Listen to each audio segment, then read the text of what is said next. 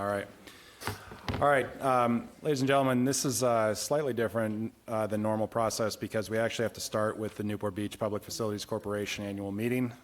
So I am going to ask the, let's see, I want to make sure I get the chair of the corporation, Noah Blom, to kick this off. Thank you. Let's call the August 27th Newport Beach Public Facilities Corporation meeting to order. Madam Clerk. The record will reflect that all directors are present. All right, we're now going to run on to public comments on agenda and non-agenda items.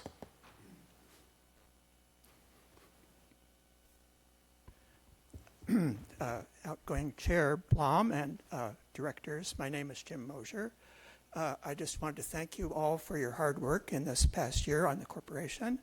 And I was wondering if the directors had any concern that the Franchise Tax Board has suspended its status and that the Secretary of State has moved it into her inactive file.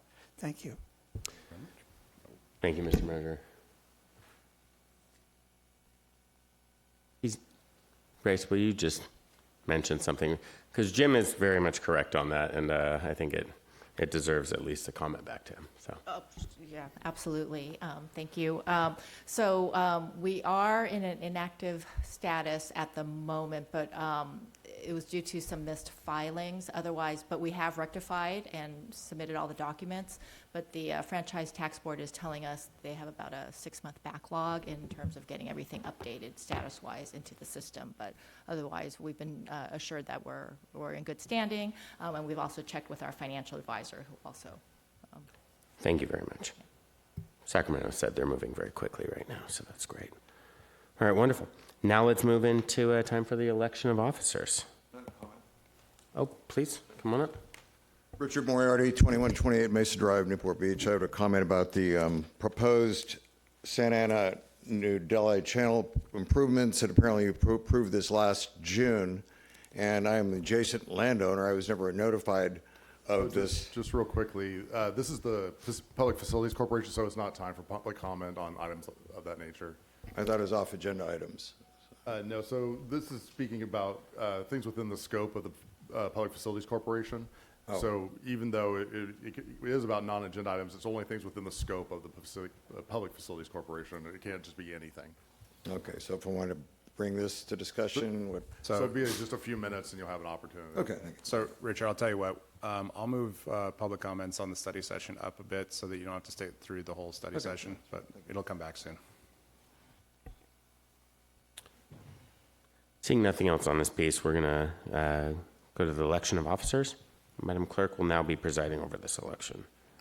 Are there any nominations for the chair and vice chair and council members will become the directors for the Newport Beach Public Facilities Corporation? Correct. Madam Clerk, I'd like to nominate Mayor Will O'Neill as the chair of the corporation, Mayor Pro Tem Joe Stapleton as the vice chair, and all council members as corporation board of directors. I'll second. With the second, you can do show of hands. All in favor? Oh, I one had moment. a point of clarification. So Mayor O'Neill will be coming off the city council in December. How will that carry through? Whether just the vice chair will conduct the meeting? Won't be Correct. Really The vice chair will conduct next year's I just meeting. want to make sure that Yeah, that's so okay. this is actually an interesting issue. I would just point out real quickly, that's actually not quite how it works because technically under our bylaws, the mayor and the mayor pro tem are the chair and vice chair, but there's actually not a process to remove the person once they're off of the office. I actually think we need to make those changes to the bylaws. The problem is with the status as inactive, we're technically not allowed to make the changes to the bylaws today. So I can tell you that I have an email ready to go that is actually going to be sent to Aaron and Leilani tomorrow, resigning effective December 10th. So I will take care of that myself, but y'all should probably next year fix that in the bylaws. Perfect. Thank you. I'm prepared to vote. Okay, that's unanimous, 7-0. All right. Thank you very much for handling that portion. So we're going to move into the consent calendar. Item number 2 is going to be, when I make this motion, item number 2 is going to be continued to the next meeting because of the snafu right now. Although we know it's legally compliant because it's not listed that way, it's cleaner for us to wait until it is fixed to go into this. So just for point of clarification on on that item, I'm going to just note that I'm going to continue, I'm going to move to continue item number 2, but we'll keep items number 1 and 3 on the consent calendar. So I make a motion, or actually, before we do that, let's go to public comment on the consent calendar. Any public comment on this consent calendar? Yep, I did speak too long. I agree. Any public comment on the consent calendar? All right, we'll pull it back. My motion is to move item number 1 and 3 with item number 2 continue to the next meeting. Do I have a second? Seconded by the vice chair. All in favor, raise your hand. Unanimous, 7-0. All right. We stand adjourned.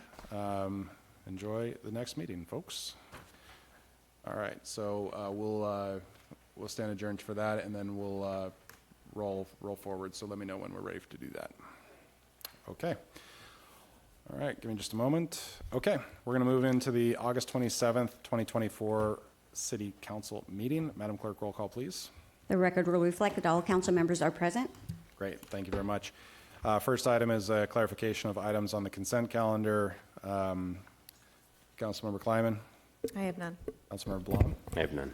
Councilmember Avery, None. Councilmember Weigand, I do not. Councilmember Grant, None. Mayor Pro Tem. None. All right, I have none either. And to my point, because I think that we'll be talking probably about item number 4 for a little while. I'm going to open briefly the public comments. Richard, I don't want to make you sit through our discussion about development impact fees, so come on forward.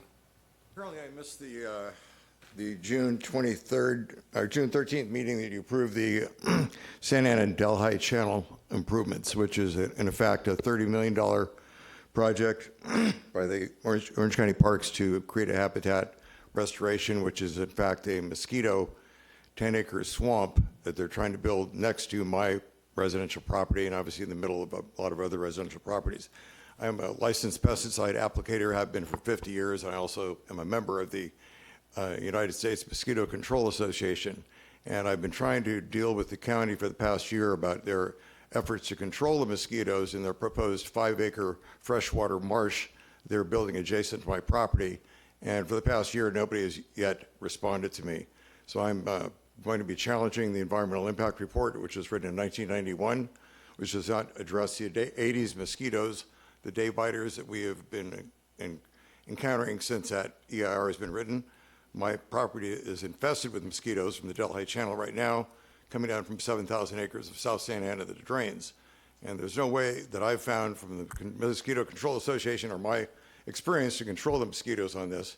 We were promised a equestrian arena on this property.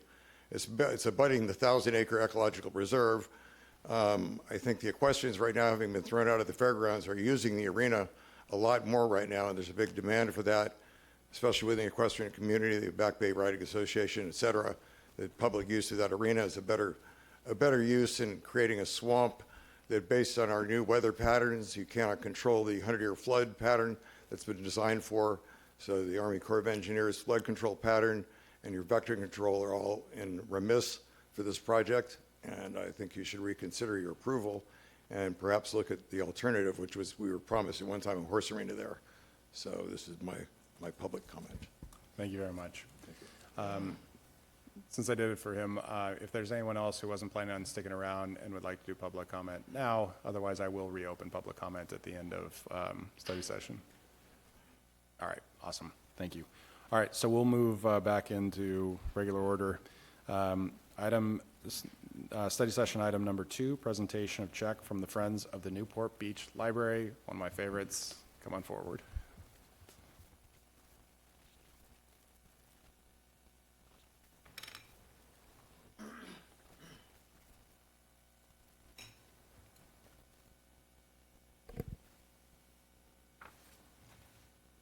Hi, good afternoon. I'm Amy Hunt. I'm the president of the Friends of the Library, and I have some of my board with me. And the first one is Ida Vanderbroek, who's in charge of all our special sales. Annie Van Grow, who's in charge of all our programs and events. Becky Halliday, who's in charge of membership. And Janet Collister, who's in charge of marketing and publicity. That's it. Okay, and you know Melissa. Anyway, this is an event that's really happy for me each year because we get to present $200,000 to the library. which about 80 volunteers have worked really hard to produce every year for the Friends. And if you've been in our bookstore, most of our books are 2 for $1 or $1, so that's a heck of a lot of books that we had to sell to make $200,000. And we appreciate our volunteers, our donors, our members, our customers, and it enables us to do all that. If you have never been in the bookstore, we encourage you to come visit, become members, buy the books. We have lots of great stuff. We have lots of really good deals that we do a blast every week, and tell you things that you'd never know we have. And the $200,000 goes to support programs in all areas of the library, the children's programs. Most of our stuff goes to the children's programs, the summer reading, story times, a lot of the special programs, some of the teen events, adult events like the musicals, and some of the summer reading. So it goes a long way, and we're really, really happy to do it. I also want to give a shout out to Melissa and her team, who are so supportive of everything we do. Whenever we say, hey, can we do this? It's like, fine, go ahead and do it. They benefit, and we're just happy. We take up a lot of space in the library between carts and books and dumpsters for recycling and everything like that, and we really appreciate all that we do. The library's a great place. We're so glad we've got this resource with so many different valuable books and entities that anybody can come and read on a variety of subjects. So this is a good time for us, and on behalf of the Friends, I'd like to present this check to Melissa and the library for $200,000. Amazing. Thank you so much.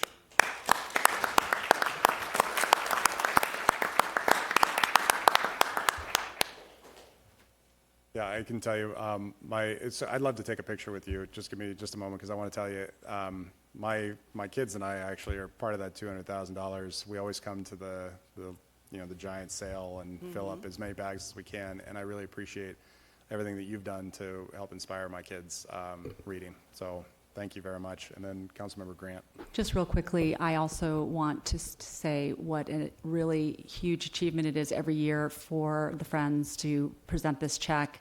It is a lot of hard work. I've actually worked in the bookstore early in my career when I was on the library board and on the Arts Commission.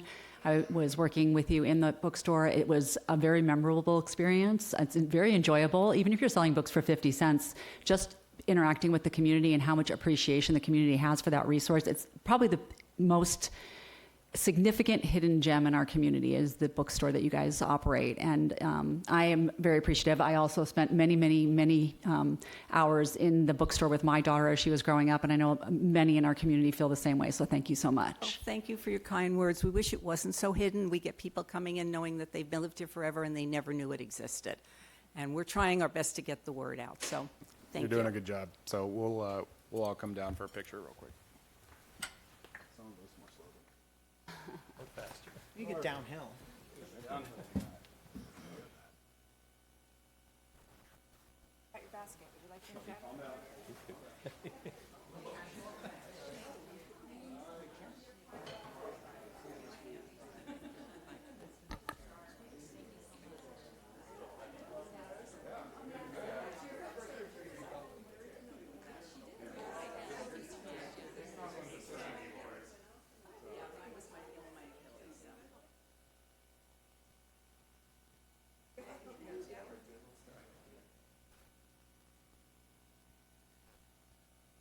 Going the other way for a change.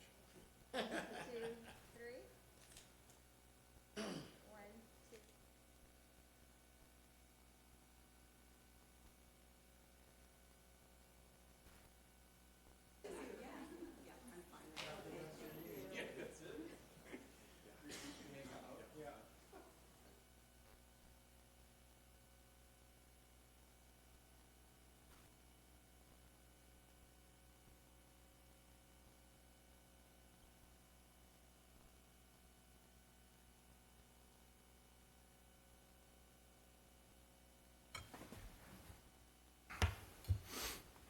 All right.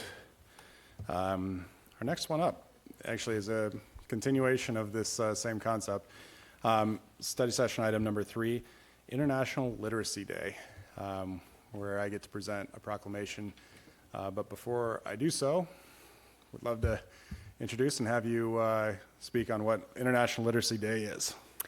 Thank you, Mayor O'Neill and members of council. My name is Rebecca Lightfoot. I am your Library Services Manager. On behalf of everyone in Project Adult Literacy, I would like to thank you for your support and recognition of our program. I am so proud of all of the volunteers that selflessly give their time to help others, and I'm inspired constantly by the courage and determination of our adult learners. Thank you again for helping bring awareness to this very important program for our community. Thank you. Thank you. So I'm going to read our proclamation. Whereas the need for a highly literate citizenry is necessary as Newport Beach moves toward an increasingly challenging future, and whereas lack of literacy skills impacts not only individuals' lives and the lives of their families, but their ability to work productively and their full participation as citizens, residents, and employees. And whereas Project Adult Literacy, a program of the Newport Beach Public Library, works with adults seeking to develop their literacy skills to empower them to achieve greater success in their lives, at home, at work, and in the community. And whereas Project Adult Literacy hosts an annual International Literacy Day event to highlight the importance of literacy in our society and the great strides the program participants have made. Now, therefore, I, Will O'Neill, Mayor of the City of Newport Beach, do hereby proclaim September 6th, 2024 as Literacy Awareness Day in the City of Newport Beach and urge my fellow citizens to learn more about the importance of literacy and to become involved with literacy in the community. Thank you so much. Awesome.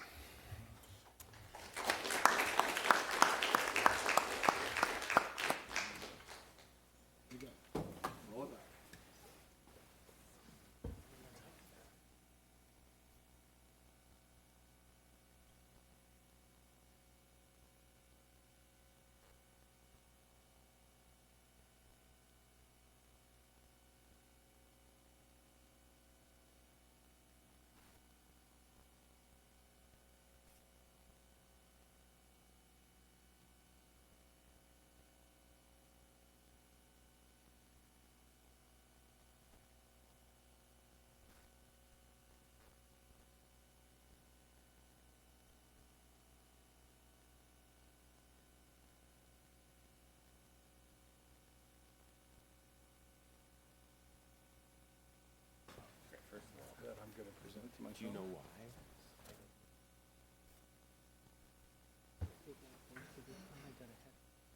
Or a T-bone? This is ridiculous.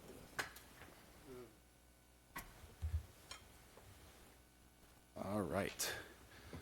And then another really special one. A lot of you know this, but this year, one of the things that we've been doing is highlighting people that have gone out and really served and have been helpers in our community. And so this year, the phrase "look for the helpers" has been used repeatedly to remind us that there are a lot of people in this community who have stepped up in enormous ways. And I've invited my fellow council members to bring groups in, bring people in who represent that ethos and that spirit. Councilmember Kleiman on this for today has brought in our trauma intervention program. And so why don't we bring our trauma intervention program folks forward to talk a little bit about what they do. But I can tell you that, I know our first responders greatly appreciate everything that you do. I know a lot of the people who are going through pretty extraordinarily tough situations certainly appreciate what you do as well. And so really pleased that we're bringing you in to celebrate and all of the work that you have done. So I'll turn the mic over. Okay. Thank you, Mayor O'Neill, council members, Councilwoman Kleiman, thank you. It's a pleasure to be here on behalf of the Trauma Intervention Program. My name is Mary Ellen Lowry. I'm the Executive Director of what we call TIP, Trauma Intervention Program of Orange County. Behind me are some of our angels. I call them everyday angels because that's what they are. They're Newport Beach representatives, so you can be very proud of all of them. For those of you in the room who might not know what TIP is or what we do, it's probably a good thing. We're the people who show up next to the law enforcement officer or the firefighter or the nurse or the doctor on probably the worst day of your life. We're there for suicides, for overdoses, for motor vehicle accidents, for helicopter crashes, and SIDS deaths, and just about anything else you can name, including just when grandpa wakes up, but grandma doesn't. Incredible trauma, incredible crisis in people's life, and our volunteers are there to support them. We have approximately 115 volunteers throughout Orange County, representing 26 cities. We're a national nonprofit. We have 15 affiliates, but Orange County has been around for 30 years. As I said, these are crisis responders. Our volunteers are rigorously trained, they're background checked, and they have enormous hearts. We support, as I said, police, fire, and hospitals 24/7, 365, so they can do what they do best, focus on their job, and we can take the emotional burden off of their back and let them really focus on what they do. We're there for emotional support. We're there to act as liaisons for information. We're there to protect. We organize and control the situation to avoid further damage, further emotional damage. And then we connect them. We show them the way through this tragedy, help them for several hours or days as necessary, providing them with the resources and practical support they're going to need, not just that day, but for the next weeks and months to come. So by the numbers, in Newport Beach for the 12 months of July 1st to June 30th, we served over 400 Newport Beach residents in crisis. Throughout Orange County, we served nearly 10,000 individuals, and our volunteers were on call over 60,000 hours. Our call response rate is 100%, and that's over 30 years. We have never missed a call 24/7. The community impact is obviously, it promotes long-term mental health. Not only that, but it enhances the relationship between our first responders and the public. And it allows, as I said, responders to really focus on their job and relieve them of a lot of the stress that goes along with this. So with that, I'd love to introduce our volunteers, Marty, Deborah, Gretchen, Vince. That's it. Amazing. And we're always looking for new volunteers. And there you go. That's what I was going to make sure. we have a 2-week course coming up starting September 12th. Great. So And if they wanted to volunteer, where would they go to find out more information? they would go to our website, www.tiporangecounty.org. Thank you. Before I read the proclamation, I'm going to hand it over to Councilmember Kleiman. Thank you, Mayor. So admittedly, I was unaware of this program until Chief Boyles actually mentioned your presence at an incident that occurred recently in our city. And after hearing some of the incredible stories that you shared with me about the support that your organization provides in times of tragedy, and knowing that every individual from teens to retirees apparently is making commitments and sacrifices to volunteer their time to help, I wanted to share with my colleagues and with the public so that everyone would know about the work that you're doing and honor you today. So thank you. Indeed. Thank you. All right. Whereas Trauma Intervention Program of Orange County is a chapter of Trauma Intervention Programs, Inc., a national nonprofit organization founded in 1985 in San Diego County and serving Orange County since its formation in 1995. And whereas the mission of TIP is to reliably provide emotional emergency relief assistance to survivors of tragedy in order to ease their primary suffering and facilitate their healing and long-term recovery. And whereas TIP volunteers are called on by local fire departments, law enforcement agencies, and hospital staff 24 hours a day, 365 days a year, to meet the on-scene needs of victims, families, friends, witnesses, and bystanders by providing immediate emotional support and necessary practical resources. And whereas over the past 12 months, TIP's 115 dedicated and highly trained volunteers have served first responders by contributing more than 60,000 volunteer hours per year to Orange County residents with a caring presence, connecting those experiencing trauma with services and resources. Now, therefore, I, Will O'Neill, Mayor of the City of Newport Beach, on behalf of the entire Newport Beach City Council, do hereby recognize Trauma Intervention Program of Orange County for its caring presence and service to first responders by helping those experiencing trauma locally and throughout Orange County. Thank you so much.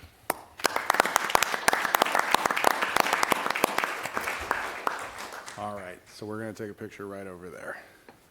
Give me a moment.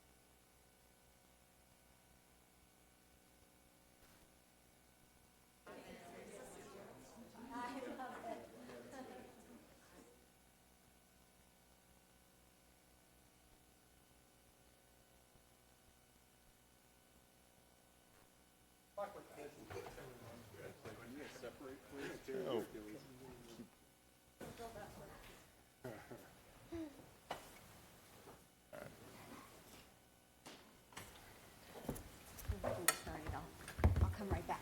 Okay. All right, I'm moving to item number 5, the development impact fees, and we have a staff presentation on this. Good afternoon, Mayor O'Neill and City Council members. Simone Georges, Assistant City Manager, and with me is Liz Westmoreland, Senior Planner. And in the front row is James Edison with Wildan Financial, who's our consultant. Want to talk about development impact fees. Again, this is just a study session, so we're going to present our findings and just get your input. But before we dive into impact fees, I want to start off and talk about development agreements. We have been negotiating development agreements for a very long time in the city, and these are contracts between the city and the private developer. They are typically looking to change our general plan. These types of development agreements establish a public benefit fee, and they're calculated or negotiated. As we continue to go forward, we're going to see probably less development agreements, and I'll explain why here shortly. And continuing with these development agreements are used when you do a legislative amendment. So anytime you hear about a general plan amendment or zoning code amendment, this is an ask of the City Council. They're changing our general plan that was established by the community, by the council, and private entities looking to change that. That's an ask of the council. Our code, in our municipal code, section 15.45, requires development agreements when you do a general plan amendment or any type of legislative amendment for residential of 50 or more residential units, and that's what the council has been seeing for a very long time of all the build out up in the airport area. We have other conditions when a development agreement is needed.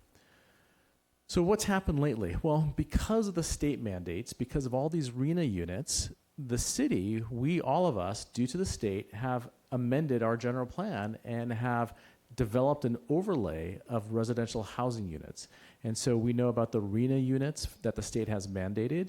we have processed the general plan amendment to the city. So if we've done all the heavy lifting, there's really no ask from the private development arm to ask for a general plan amendment, and hence a development agreement is not going to be necessary.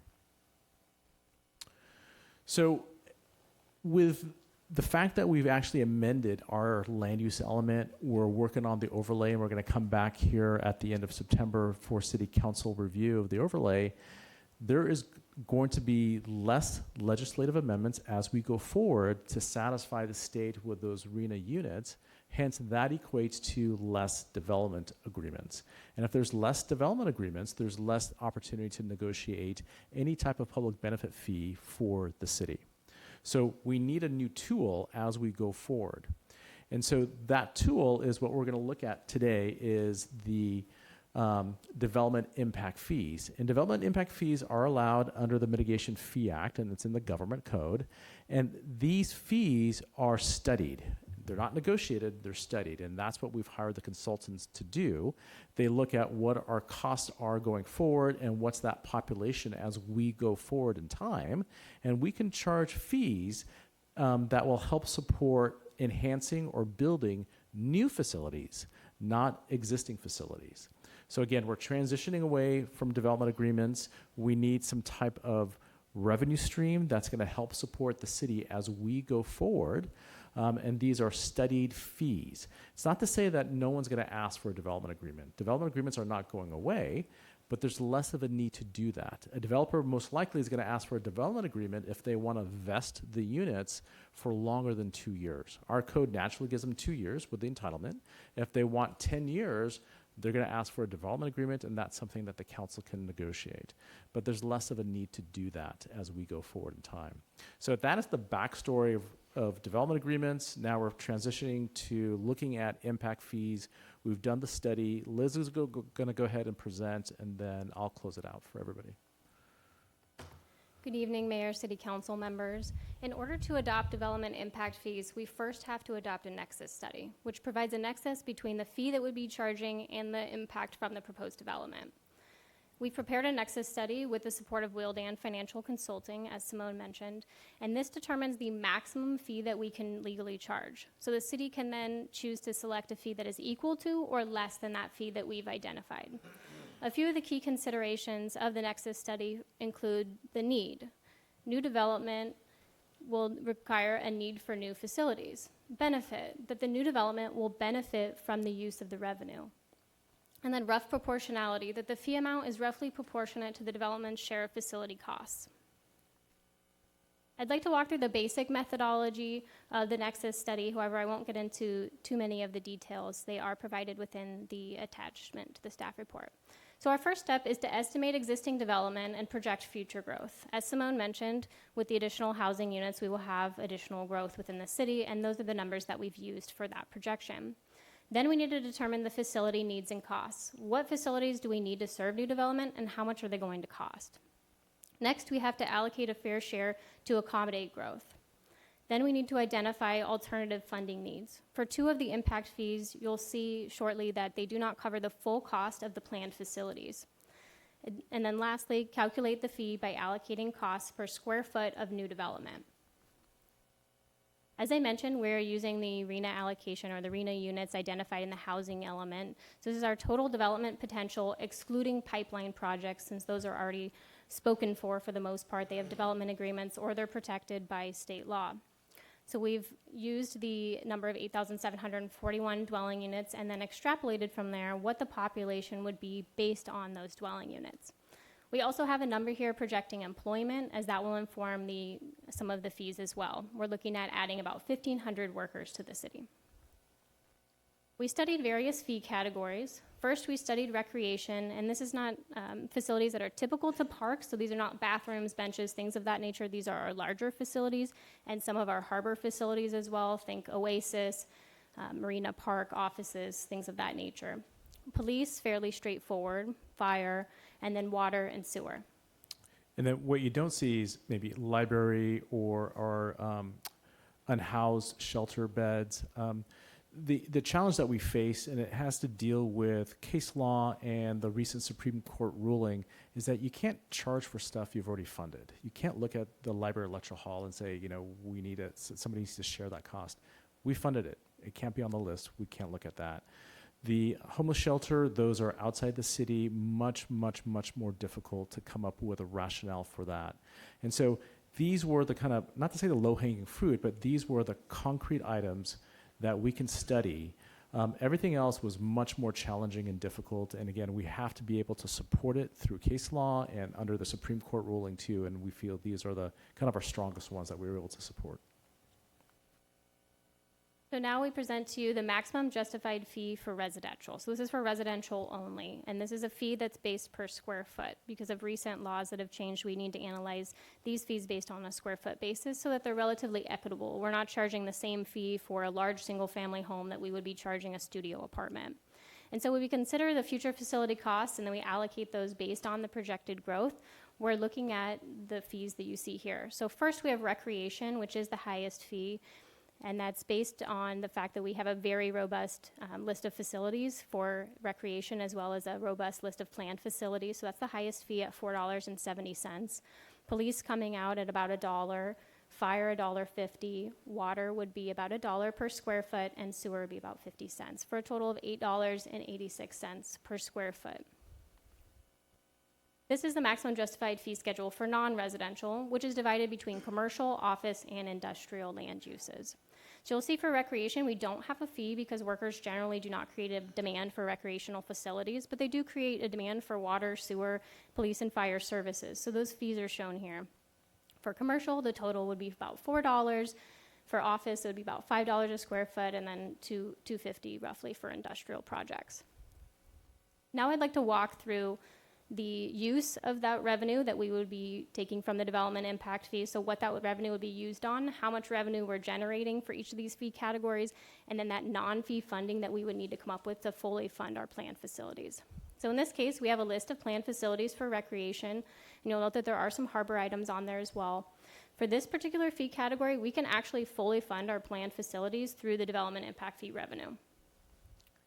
For fire, we have a similar list here. The projected fee revenue is about $27 million, and we would have to identify another 12 or 13 million to be able to build all of the planned facilities that we have. Next, we have police. We'd be collecting about $16 million if all of these units are built, and then we would have to come up with some additional funds to fund the police facility. Next, I'd like to talk a little bit about sewer and water. This one's a little bit different. In that for sewer and water, we're assuming that the city has built excess capacity in our systems for both of these facilities. So there's no planned facilities in mind. The new development is simply buying into our existing facility, and so we would end up with these revenue projections. So about 14 million for water and 9 million for sewer. And then I'd like to provide a quick comparison to other service providers that we have in the city, so OC Sanitation and Irvine Water District. And this slide is to really show you that our fees are very reasonable and are generally less than other agencies. So we've used a comparison here of 229 apartments, so that project, and then a retail commercial project as well. That's about 5,500 square feet. So in particular, if you look at sewer, the fee for OC San is much higher than the city's. And then the same goes for Irvine Water District. Now I'd like to walk through some comparison studies that we did with other cities. First, this fee table has a lot of information on it, but I'm showing this slide as an analysis of what a typical single family or a unit would be charged that is 2,500 square feet, which is a relatively average number. And so you can see through this exhibit that many other cities charge development impact fees. It's a very typical approach to funding infrastructure. In some cases, the cities break them down by more detailed categories. So like we've shown for the city of Newport Beach, we would have separate fees for fire and police. Other cities like Irvine lump it all into an infrastructure cost, and they only charge for certain areas of their city. So as you can see in the totals at the bottom of the screen, our total number would end up being pretty consistent with other cities, in particular Huntington Beach as well as Laguna Beach. One thing I wanted to add to this, so what we're finding out too, that a lot of the Orange County cities are going down the similar path. So we have Lake Forest, Buena Park, and Aliso Viejo. They're starting to look at development impact fees. We're ahead of everybody. And finally, we believe that some of these fees were developed, in the past years, and due to the Supreme Court ruling, they're going to have to come back and relook at and re-study their own fees again as they continue to go forward and implement their housing element.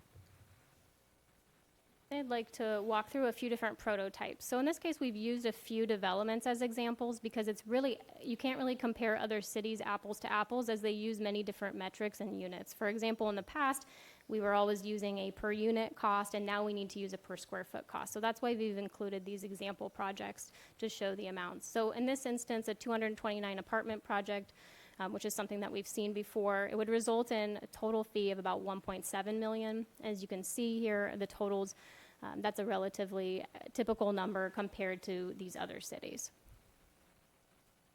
Next, we have a comparison for a commercial or a retail development, about 5,500 square feet. You can see here that would total about $23,000, and that is relatively consistent with some of the other fees that we're seeing, and actually quite a bit lower than a couple of the cities, including Laguna Beach and Santa Monica. Next, I'd like to provide this important slide that shows a comparison to a development agreement to show that the development impact fees would not negatively impact potential development. So in this case, again, using a 229 apartment project that was recently approved by the City Council, this project would result in a public safety fee. The development agreement had negotiated a public safety fee, which includes fire and police, and that was about $232,000, whereas the development impact fee would be a bit higher than that. And then when we look at parks, this topic is a little more nuanced, a little bit more complicated, because a lot of these projects are density bonus projects, and so they're entitled typically to 1 to 3 incentives or concessions that allow them to actually waive a city-imposed fee. And so what we're seeing is that oftentimes the developers are asking for a partial waiver of the park fee. So for the purposes of this, we've assumed the impact fees that they would ask for a similar waiver in this case. And then you can see the additional fees that would be assessed for the development impact fees, whereas for the development agreement, we typically have a larger general public benefit fee that can be used for a variety of purposes.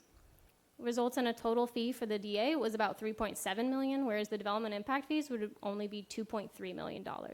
And again, that's assuming the waiver of the park fee, which is at the discretion of the council. That is not a required waiver. Next, I'd like to briefly touch on another park fee that we have in the city, and this is pursuant to the Quimby Act. This is a fee that's assessed to for sale product only, so condos, single family, things of that nature.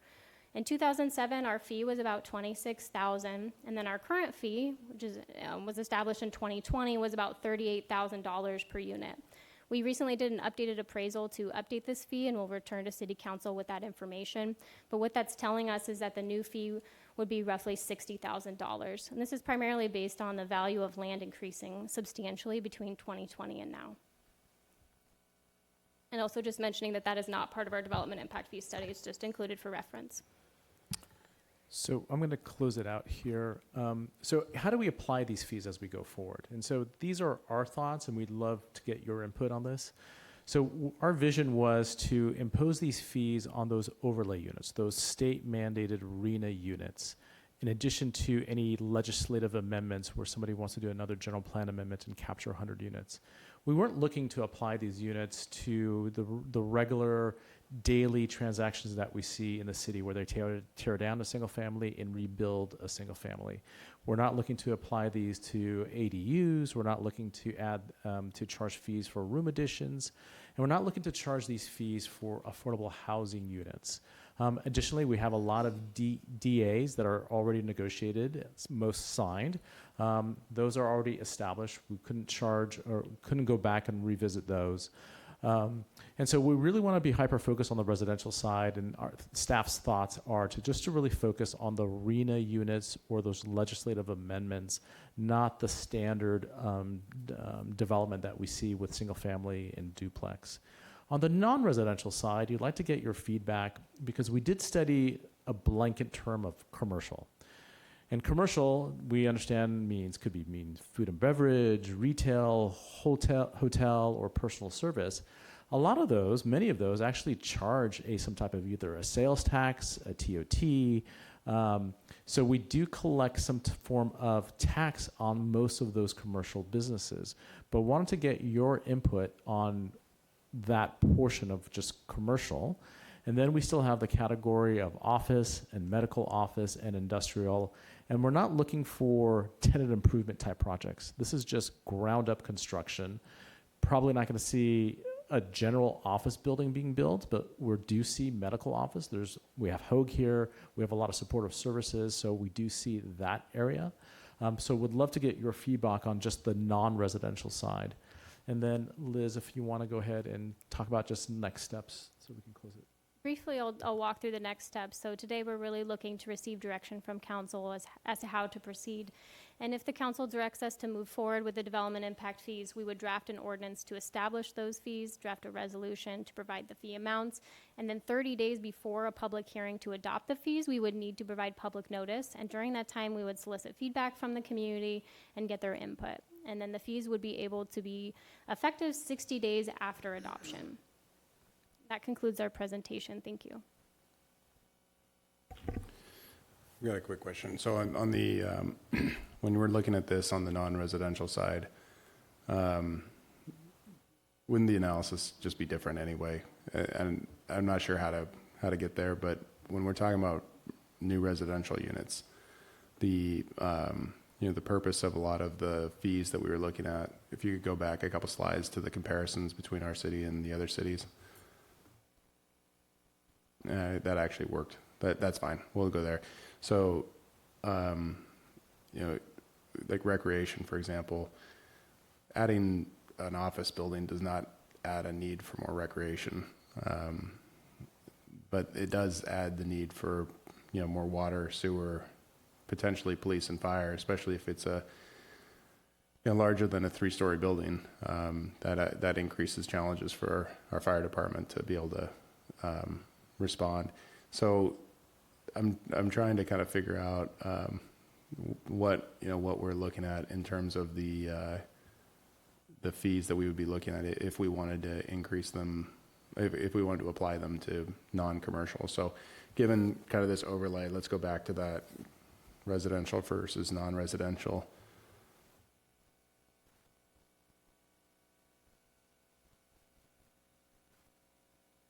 I think it was the last slide. Sorry, I think you may have been going, you're going backwards.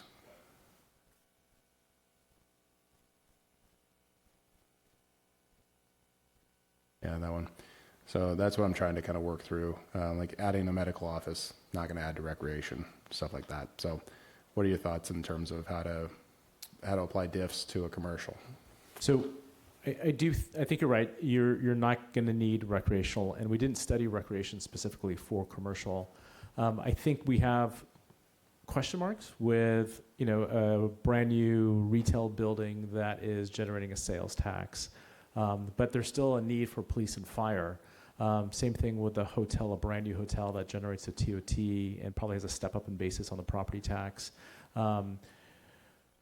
So it is a big question mark. Again, we're looking at the number of workers that we have generated. So for the study, we've generated about 1,500 employees if there were going to be a build out with the commercial side of things.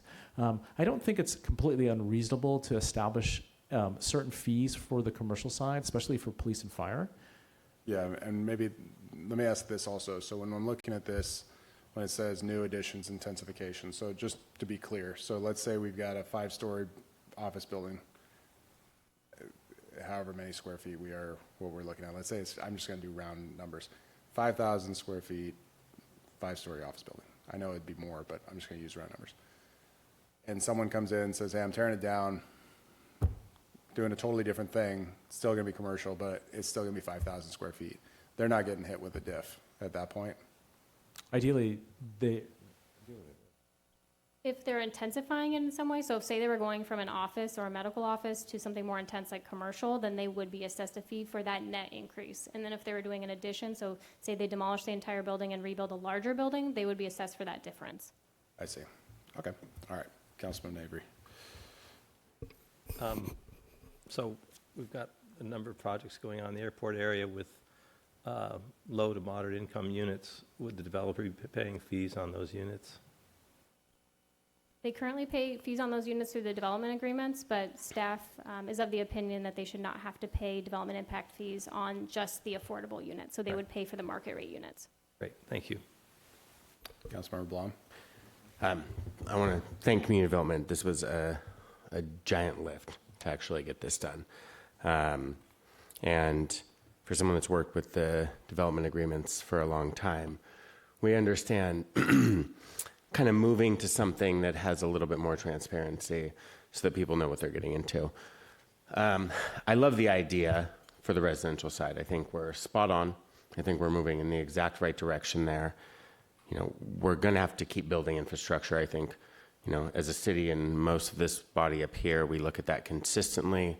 What do we need to add to the city to improve for these other pieces that the state's mandated for us? When we start looking at the commercial side, you know, I have mixed opinions about it. I definitely think that if there are no dollars and cents added by way of sales tax or TOT, it's something we absolutely need to look at these fees for. When it comes to the other side, you know, I'm mixed, and I will defer to a little bit of my colleagues on that one, but the idea that we're going to build a lot of residential and be without the amenities that go with residential and tack those fees on top, you know, and the mayor is right, they will utilize fire, they will utilize police, but there has to be a point where that develops a community too.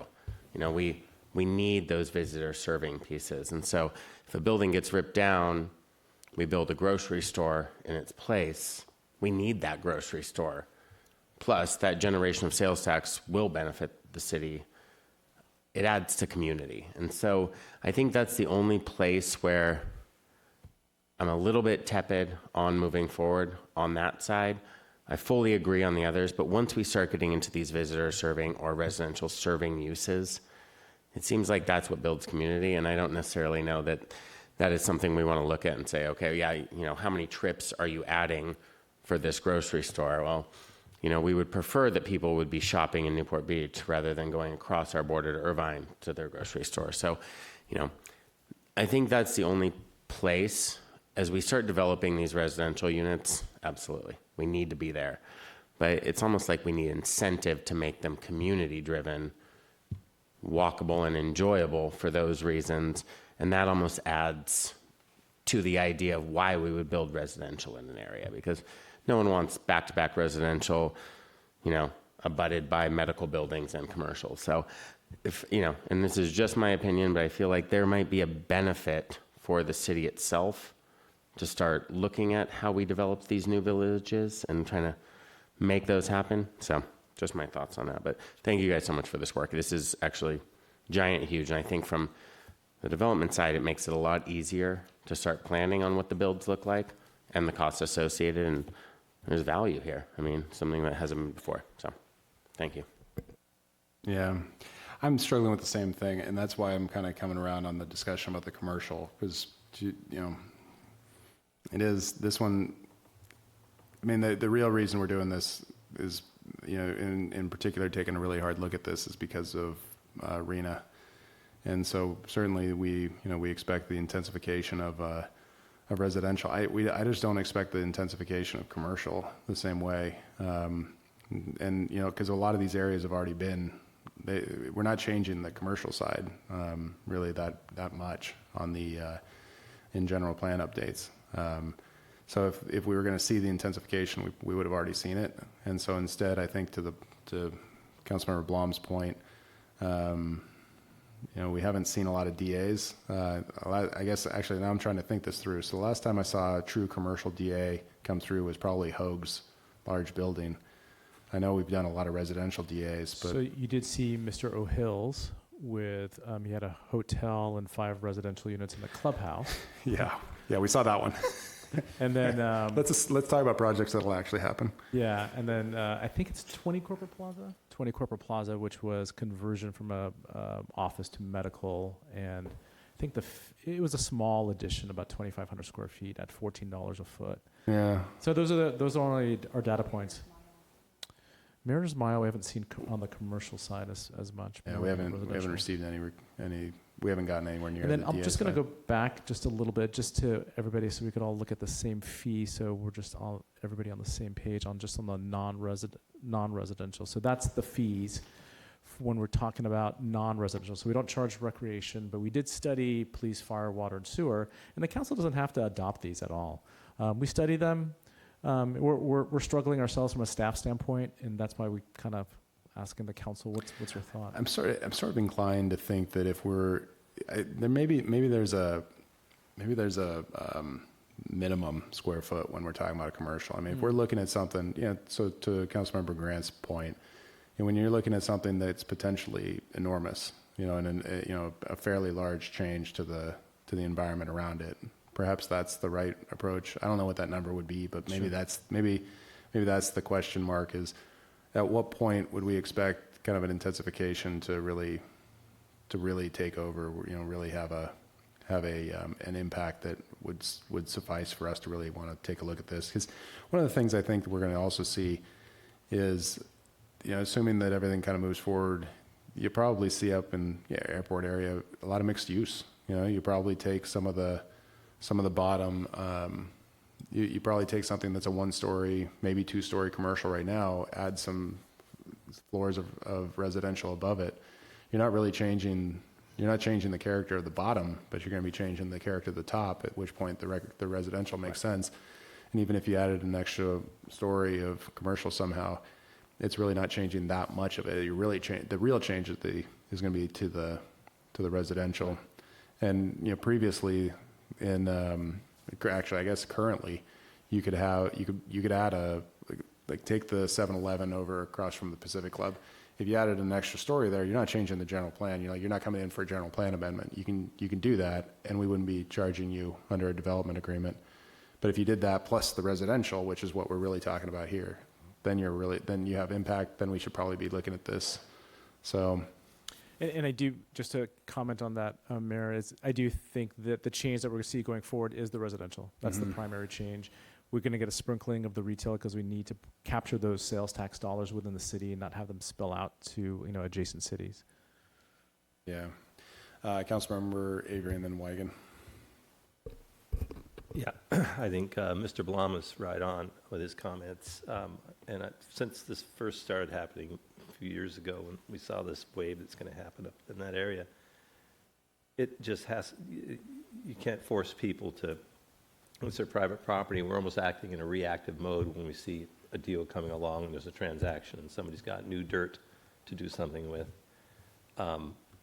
We just have to figure a way to get facilities in there, amenities, so people don't get in their cars, so people can enjoy a weekend at home. We need to somehow build community there, and it has to feel good. Just looking at it has to work for people.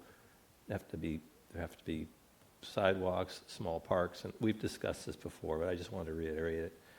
The last thing I want to do is build something that's just not a great place to live. And we know some developers have done a good job of internally doing it with their projects, but others don't, so I don't know how we work on that, but I'm sure we'll figure out a way. But I think we have a real responsibility to treat this sort of like a new village in Newport, if you will, one of our string of villages that is entirely different, sort of modern and city-like, but still works for all the residents, just like many cities do. Mm-hmm. Yeah, thank you. Councilmember Wygan. Yes, thank you, staff, for this. And to Councilmember Blum and Mayor O'Neill, I think you're also right as far as that commercial side.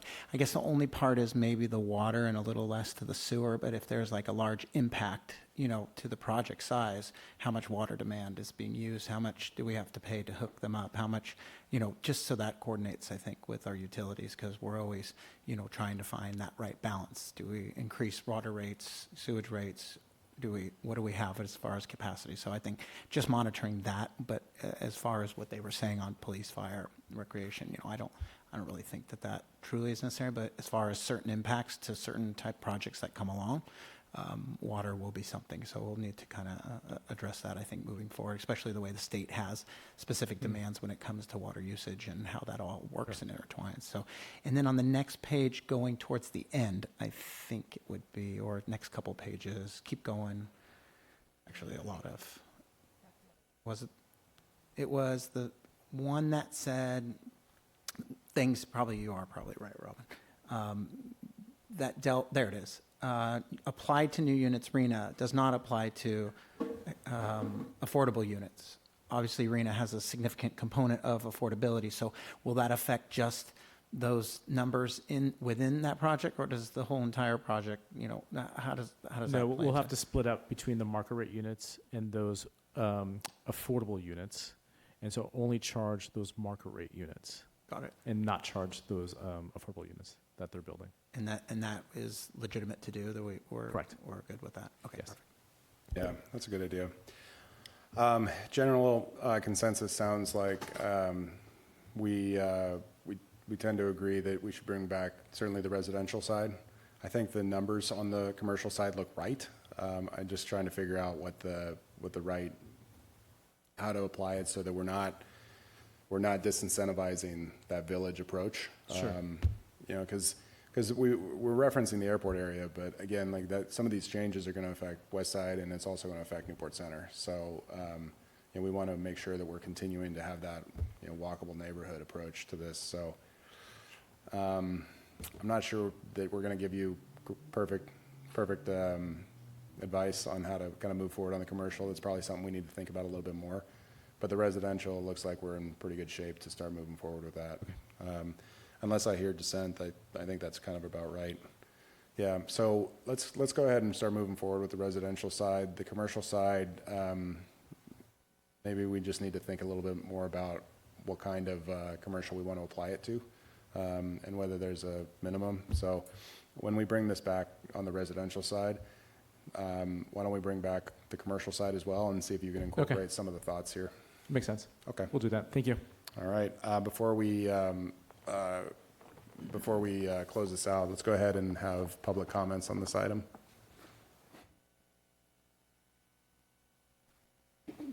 Mayor O'Neill, members of the council, there were a lot of numbers on the slides that went by very quickly, more quickly than I could digest them.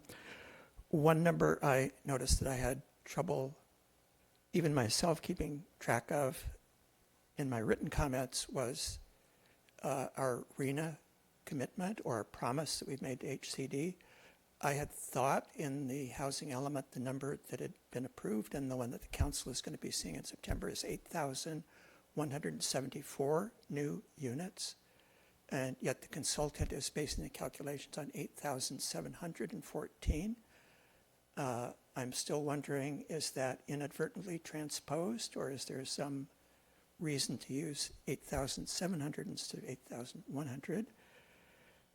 Second comment is I've not heard how we heard that the affordable units will not be charged. How about the bonus units, which are typically, especially in the airport area, market rate units? Well, they didn't seem to be part of the calculation. Are they going to be part of the charge? As to the recreation facility charge, the consultant made a point that property values or land values are very different in different parts of our city. And my understanding is the recreation facility would have to be close to the project that it's serving. So shouldn't the recreation facility charge be different for different parts of the city? Next comment is as to the sewer charge. I saw a comparison with Orange County Sanitation District and the Irvine Ranch Water District. Both of those are not comparable to what the city does. Both of those not only transport sewage, they also treat and dispose of it. The agency that's most comparable to what the city does that only transports sewage is the Costa Mesa Sanitary District, which serves Santa Ana Heights and part of the city where I live. And then next to finally, I didn't hear, one of the biggest impacts that new development has is on traffic volumes, which can result in a need for road improvements. I heard nothing about our fair share traffic fee, which has not been reevaluated for decades. Is that going to change, and what is it going to be? And then finally, we'll be looking at a development agreement tonight. As item 22, it would seem that you might want to see what the math is on that and how this fee would compare to the development agreement fee that is being considered tonight. Thank you. Thank you. Next speaker, please. Good evening, Adam Leverance. I didn't quite understand something. I believe you mentioned that you anticipated development fees would cover certain city infrastructure and programs. And I'm curious, is that for a year or going forward? Would all development in the future cover those fees? So I was looking for a time frame. And then I was also curious if there's any anticipation that having these fees would change either the level of development or the people that develop as a form of discouragement. I wonder if anybody knows that. Thank you. Thank you. Next speaker, please. All right, we'll bring it on back. Simone, I saw you were taking notes. There are a few good questions in there. If you could kind of respond to some of it. Certainly, Mr. Mosier asked about the build-out number. We'll go back and take a look. We want to be consistent with what we have in our housing element and what our consultants is using for the study, so good point there. We can charge fees towards density bonus, so it's not just the base units, but if they take advantage of density bonus law, we can definitely charge our impact fees to those density bonus units. Traffic volumes, fair share fee, we haven't studied it in a while, but it's pretty healthy. That's something that we are looking at. We did consider it under this program, this project, but it was much more complex, and we wanted to get at least these development impact fees done before we tackle traffic fair share fees. The other gentleman spoke about the timing. So these fees are one-time charges for new development. So it's just one fee at the time of permit issuance, and they're to support new facilities as we continue to go forward. And we don't know how it affects development or no development. Already we have projects that are entering into development agreements as it is. Yeah. All right. All right. Councilmember Weigand. Yeah, just to go back on the sewer and the water, I take it you've been working with Mark V on Yes. on some of this. So yeah, just, when there's a net increase in square footage, I think it's just probably something on the water and sewage, but sorry to belabor that. I just wanted to kind of hammer that part home. Oh, no, I get it. I think we usually take care of that when if we have an intensification that requires an increased pipe size, they tend to have to pay quite a bit for a connection. And then the volume they're paying for via the amount of water they're using. So we typically can kind of do that. But I know you're talking about the infrastructure side. So with increased use of pump stations and whatnot. So it's a good point. It's a good point. All right, I think we're good. Thank you. Okay. We'll come back around and reopen public comment at this time on agenda and non-agenda items.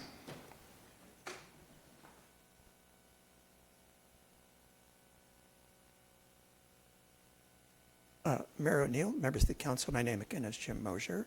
I'm sure you noticed when the agenda came out last Thursday that it was a very extensive, lengthy, heavy, one might say, agenda, a lot of items on it. I believe part of the reason for that is the council did not meet during the first half of August, took half the month off, and I just want to remind the newer council members that the city charter for the last 10 years maybe has allowed the city council to meet only once in August with a very large agenda, as is happening tonight, but it does not require that. So it's totally optional that you meet only once in August. And the second comment I wanted to make, because there's no other opportunity to comment on that, when the council makes their announcements tonight about their activities and things coming up, since the mayor is our chief spokesperson for the city council, I hope we will hear if there is another of those famous coffee with the mayor events coming up, because it's very hard to keep track of them. Thank you. Oh, I like that they're famous now. Any other public comments? All right, we'll bring it back. All right, Mr. Hart, take us into closed session.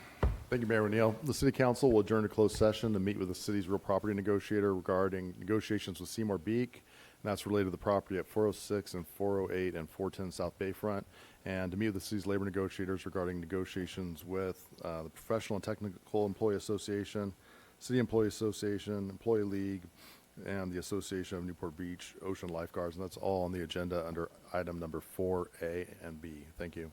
Great. We stand in recess until 6 p.m.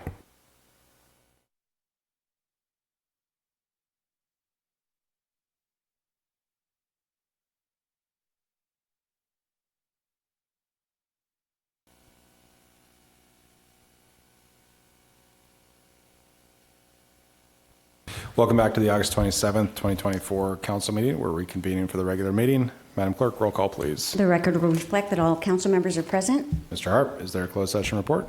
Thank you, Mayor O'Neill. There's no closed session report this evening. All right. Tonight we'll have the invocation by Pastor Dan Erlenbush from Newport Harbor Lutheran Church and the Pledge of Allegiance by Councilmember Blom. Pastor, thanks. I'm glad you made it. I heard you were praying for traffic to get you here, so thank you. Come on forward. Pray with me. Holy One, known by many names and beyond all names, Spirit of life, Spirit of love, Spirit of community, Spirit of justice. We ask your blessings on the people who have been called to lead the community in which we live and we work and we play. Help them as leaders to not ask first, how do we fix this, but what do we need to learn? How might we need to change? And to whom do we need to listen? Remind them, because we all forget from time to time, especially in this noisiness of what passes for political debate today, that they are not only leaders but also servants, and that's their responsibility and ours to serve the common good of everyone. Remind them that no matter where we live, everyone is our neighbor, our sibling, and that throughout the ages, prophets have called the leaders of the people to respect and protect the least of those among us, our children, the elderly, the poor, those who are hungry, those who have no homes, those who are ill in body, mind, or spirit, the strangers, the immigrants in our midst, those who live on the margins, those who are alone, those who are forgotten. Grant them and us the wisdom and courage to know that and do what is right and good and true. May they and we speak out when it's time to speak out and listen patiently and receptively when it's time to listen. May they and we always be guided by the spirit of community, by the spirit of justice, and by the spirit of love. This we pray in the name of all that we hold sacred and holy, all that we hold good and right and true, and for me, in the name of Jesus Christ. Amen. If you please join me in the pledge to the greatest country in the world.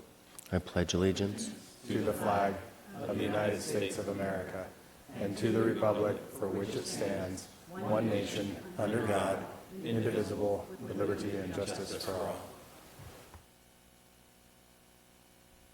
All right. Madam Clerk. The City Council of Newport Beach welcomes and encourages community participation. Public comments are generally limited to 3 minutes per person to allow everyone to speak. Written comments are encouraged as well. The City Council has the discretion to extend or shorten the time limit on agenda or non-agenda items. Great. Now we'll move into City Council announcements and oral reports from City Council on committee activities. Councilmember Kleiman. Thank you, Mayor. First, a belated birthday wish to Councilmember Grant. It's been, I guess, about a month since we met last, so a lot has happened, but I'll just call out a few highlights. An amazing Yeti to Shred Junior Guard Monster Mile. Proud of my own kiddo for completing it, and thankful to all of the instructors, lifeguards, and volunteers. We had another great national night out. I want to thank Sarah Bersharon for organizing, all of the officers for engaging with our residents, and all of the volunteers who helped make the event a success. Lastly, I had the opportunity to chair the Sober Living Task Force meeting at the county offices last week, and we are anxiously awaiting the results of our JLAC audit of DHCS licensing. That's all for me. Sounds good. Councilmember Blum. Nothing, thank you. Councilmember Avery. Well, I had went to a great event this afternoon with the rest of the council. We did a ribbon cutting. The mayor did a ribbon cutting on the 29th Street pier at the dock in the harbor there by in the Rhine Channel, not too far from Blue Water Grill. So yet another facility for boats to tie up at and go to restaurants and all the rest of it. So all these public docks that we've been working on for many years, it's just grown to where you've got all this connectivity around the harbor for people who are boating or they're rented a duffy and they can tie up and go ashore. And it just adds a whole nother dimension to the harbor. And it's been a lot of work. Paul Blank, our harbor master, was excellent in doing it. And at this ribbon cutting, we also had a launching of a craft that was already in the water by our two council members, and you guys did a good job. The bottles broke perfectly, and so that's the sign of good luck when you launch a ship that is ready to go. So the harbor commissioners also had a lot to do with this and all the other docks we've recently opened in the last 5-6 years. Great event. Thank you. Thank you. Councilmember Weigand. I have no report. Councilmember Grant. Just a few things to report. Obviously, we've taken off for a month, so there actually has been quite a bit going on, even though we are in what I like to call the dog days of summer. I was invited to speak at the East Bluff Town Hall. Accompanying me was our Assistant City Manager and Community Development Director, Simone Jurgis, who did a wonderful job sharing about our new general plan and other current topics affecting our community. And the community of East Bluff was very grateful to have us there. I was able to attend the Newport Beach Police Department Teen Academy graduation along with the mayor. That's always a wonderful event. It brings together our youth in our community during the summer to learn about police operations. I also spoke at the Oasis General Meeting this past few weeks ago about issues affecting our seniors, significantly affecting our seniors in our community. National Night Out, along with most everybody that's up here, was another stellar event with our police department. Every year we seem to up the ante on that and have a great community outpouring to share in our police operations and understand more. I was fortunate, along with a lot of people here, including staff, to attend the Newport Beach Chamber of Commerce's State of the County. It's an important opportunity for our city, and we learn what's going on countywide and how well we are performing and what really we need to work on, which is something that's obviously happening here every 2 weeks. And then finally, I was invited to Sacramento by Senate Member Janet Nguyen for a special presentation for California Surfing Day, recognizing Newport Beach's relevance to the surf community and culture around the world. Thank you. Thank you. Mayor Pro Tem. Yeah, I just want to echo Councilman Avery's comments about the new public pier on 29th Street. That's an exciting project to see come to fruition. So great job. Also, congratulations to the Chamber of Commerce. That was a great state of the county, and it was good to see all my fellow council members there. And then I'd be remiss if I didn't at least acknowledge my success recently at the Demolition Derby, first place trophy. No big deal, kind of a big deal. We'll make sure this goes somewhere in City Hall, mostly because I beat out Councilman Weigand, but it's more special because I beat Councilman Blom, because he was talking so much. Rear-ended me before we even got started, broke my bumper, but first place in the county demolition derby. We did through all the organizations, and this goes to our Fire Chief Boyles. With his effort, we were able to raise well over $50,000 to Chalk Hospital. So congratulations, everyone supported. I think our fire chief finished in third place. Former police chief Lewis finished in first place. So a great showing for the city of Newport Beach.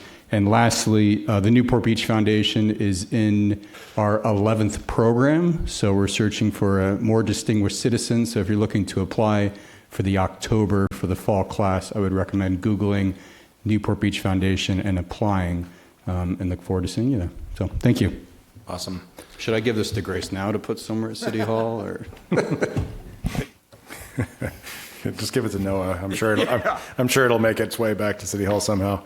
Actually, speaking of police and fire, I know Councilmember Grant was there for the Make-A-Wish, and police and fire competed on eating waffles, which I'll just point out. Last year, Councilmember Blom and I were competing eating mac and cheese. How much better would waffles have been? Anyway, don't compete eating mac and cheese. So I would also just add, in addition to what we were just talking about, that we had the Newport Beach Junior Lifeguard Program come to a successful conclusion with a graduation. So to everyone who worked on that program, thank you so much. Phenomenal job. All right, now we're moving into matters which council members have asked to be placed on a future agenda, which is a non-discussion item. First item up for consideration is considering taking a support position for Proposition 36 on the November 2024 ballot, which is being brought forward by Councilmember Wigand and me. If you are interested in seeing this come back, please go ahead and raise your hand. It's unanimous, 7-0. Second item is brought forward by Councilmember Kleiman. Consider creating a council ad hoc committee for the purpose of reviewing and providing recommendations on City Council's total compensation policy and comparator agencies for employee compensation. If you're interested in bringing this back, go ahead and raise your hand, please. It's unanimous, 7-0. Great, thank you. All right, Madam Clerk. This is the time in which council members may pull items from the consent calendar for discussion. Those are items 1 through 21. Public comments are also invited on consent calendar items. Speakers must limit comments to 3 minutes. Before speaking, please state your name for the record. If any item is removed from the consent calendar by a council member, members of the public are invited to speak on each item for up to 3 minutes per item. All matters listed under consent calendar are considered to be routine, will all be enacted by one motion in the form listed below. Council members have received detailed staff reports on each of the items recommending an action. There will be no separate discussion of these items prior to the time the City Council votes on the motion unless members of the City Council request specific items to be discussed and are removed from the consent calendar for separate action. Great. Before we do that, Ms. Leung, you had an item you needed to make sure to read on. Yes, I can do that at this time, do you think let's it's go ahead and best? do that. Okay, this is regarding agenda item number 4, which is some amendments to some of the bargaining group labor agreements. So item number 4 is before you, that proposes adjustments to total compensation of employees belonging to several labor groups. Because there are proposed adjustments to the compensation of members of the executive management team as well, the law requires a brief oral report summarizing the recommendations which concern the city's local agency executives. In 2022, the City Council approved a reduction in the employee retirement contribution rate by 1.5% through December 31st of 2024. Tonight's staff report proposes extending that reduction another year through December 31 of 2025. Additionally, the staff report proposes a $4,000 bonus for certain police and fire department employees, including the police and fire chiefs. If approved, the bonus will be distributed on a quarterly basis over the current fiscal year. The bonus is not reportable as compensation to CalPERS, and that concludes my report. Great. And then, Mr. Harp, you had one that you wanted to make sure we notified. Just briefly, for agenda item number 13, Exhibit C to the lease with the Balboa England Club needs to be replaced because it doesn't show the parking spaces as being part of the lease. So we'll just switch that out. Okay. All right. Council members, this is the time to pull items or announce conflicts. Councilmember Kleiman. I have none. Councilmember Blom. Item number 8, I have a real property interest at 224 Marine. Councilmember Avery. I have none. Councilmember Wigand. Number 12. Pulling number 12. Councilmember Grant. None. Mayor Pro Tem. None. All right, and I have none either. Mayor Pro Tem, do we have a motion? Yeah, I'll move the consent calendar except for item number 12, which is pulled by Councilman Wigand, and noticing that item number 8, conflict with Councilman Blom, and then corrections to item number 4 and 13, and amendments to item 1, the minutes. All right. All right. Real quick, folks, we're going to go out to public comment at this time. I would just point out real quickly, if you're here for item number 12, which is the surf park project discussion on the EIR, that will be called right after consent calendar. So if you're here to provide public comment on that one, you'll have an opportunity right after this. Okay. Any public comments on the remaining items other than item number 12 on the consent calendar? Mayor O'Neill and members of the council, my name is Jim Mosier. As we heard the clerk announce, there are actually 21 items on the consent calendar tonight. And as I think I mentioned some years ago, there actually is one city in California, the city of Benicia, where the mayor actually, so that the public knows what its council is doing, the mayor actually reads the titles of every item on the consent calendar before they consider pulling items from that and passing the consent calendar. I just checked while you were in your closed session, and their video indicates they still do that as recently as last week. They also often meet 3 times a month.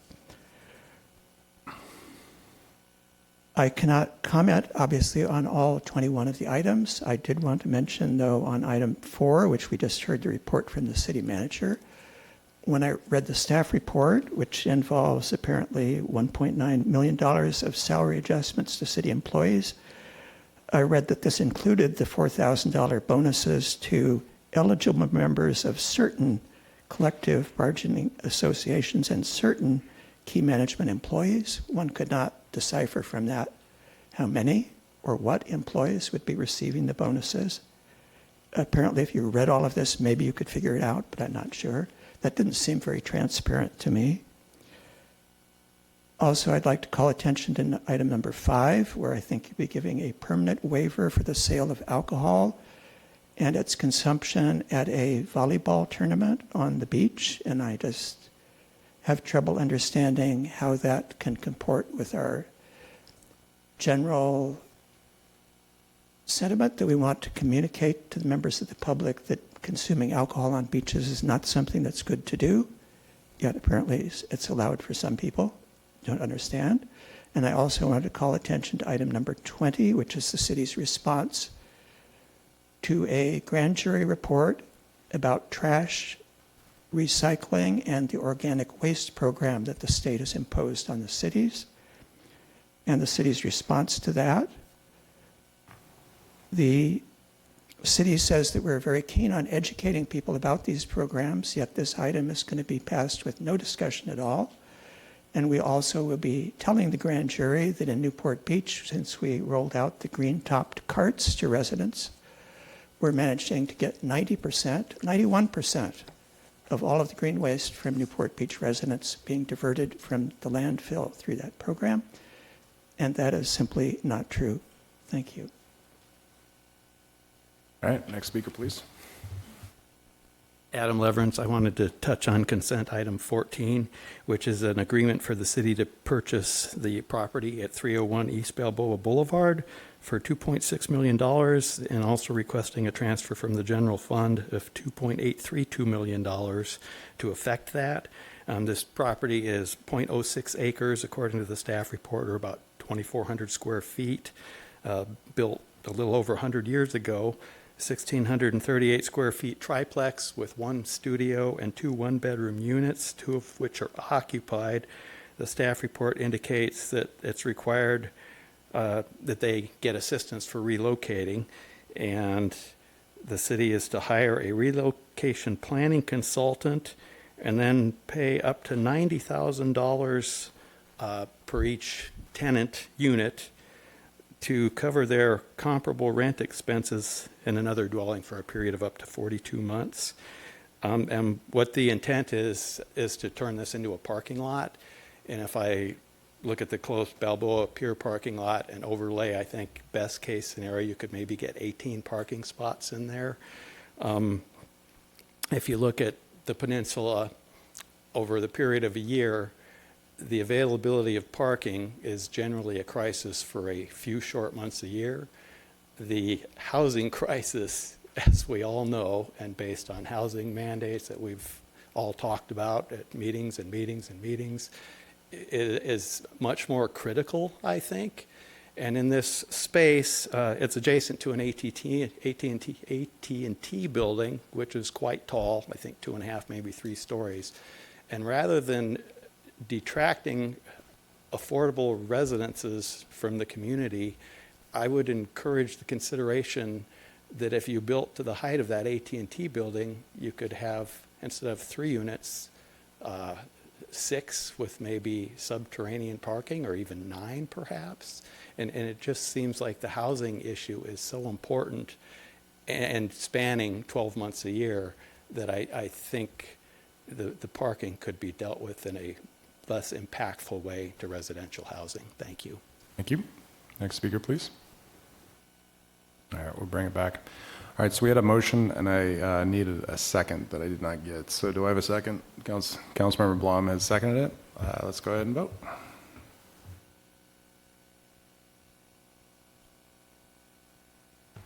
The motion carries unanimously, 7-0. All right. Move on to item number 12. Councilmember Weigand, do you Yeah, I probably don't need a staff report on this. I think just there was some confusion out in the community that I just wanted to dispel any rumors on this project. I saw a lot on Nextdoor, which is notorious for spreading misinformation. But this project, or this item, essentially approves an agreement with EDP Solutions for Environmental Services. So they're going to draft an EIR at that location where the golf course currently exists to determine if that site is valuable for a project, if it can do it. If they'll analyze traffic, they'll analyze noise, they'll analyze the pollution, they'll analyze water consumption, they'll analyze every little detail that affects the environment and affects the area around there. Tonight, we're not approving any project. That will have to come at a later date, after this project or after this EIR is generated, after there's public input, after there's discussion about it. And then it'll likely go to the Planning Commission, I would guess, and then it will go to the City Council for approval. So tonight, we're not approving anything of a project. We're simply approving a consultant to do an EIR, which it shows a dollar amount of $277,000 for, but the applicant, and Simona's nodding his head, the applicant will pay for that, not the city, the applicant will pay for that. So I just want the community to know that this is not a project we're approving. This is simply just a consultant doing an EIR analysis on the impacts to the community and the area with a potential surf park in its place. Did I do everything there? Okay, all right, thank you. Yeah, and worth one other clarification in addition to everything that Councilor Wagon just pointed out. Could you just kind of walk through, because a lot of people they don't interact with City Hall very often, so when they do, it's helpful to just kind of explain a process. From here to the meeting where a council would be considering approving it, there are a lot of steps. So could you kind of walk through generally like what it looks like in all of the ways that there will be public input along the process? Certainly, thank you, Mayor. So this project there's an application that's submitted, and it's privately owned, so they have a right to submit an application to the city. They want the city to consider doing a general plan amendment, changing the general plan and zoning to allow for the surf complex. There will be Jocelyn, remind me, there'll be a scoping meeting on the EIR. Yes, so when the EIR kicks off, there'll be a notice of preparation, and then there'll be a scoping meeting where the public will be invited to provide comment on what they'd like analyzed in the document. And then once the consultant kicks that off, does the study, they'll come back with a draft report, and that draft report will get circulated to the public. And we have, 30 days or 45 days for public comment? About 30 to 45 days for public comment period. So everybody will get to see what the project is. We'll all get to understand what the environmental impacts may or may not be.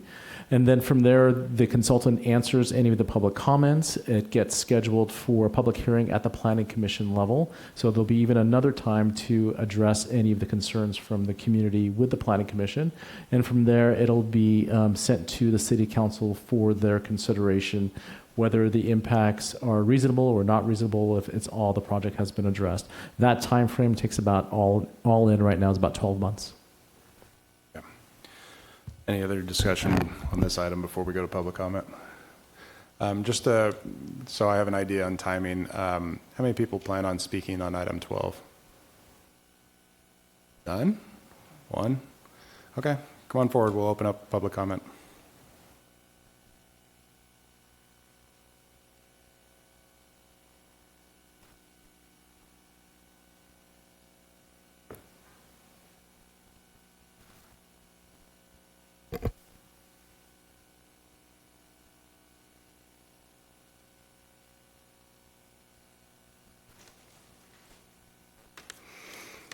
My name's Bill Grabowski, and I live on Cypress Street in Santa Ana Heights.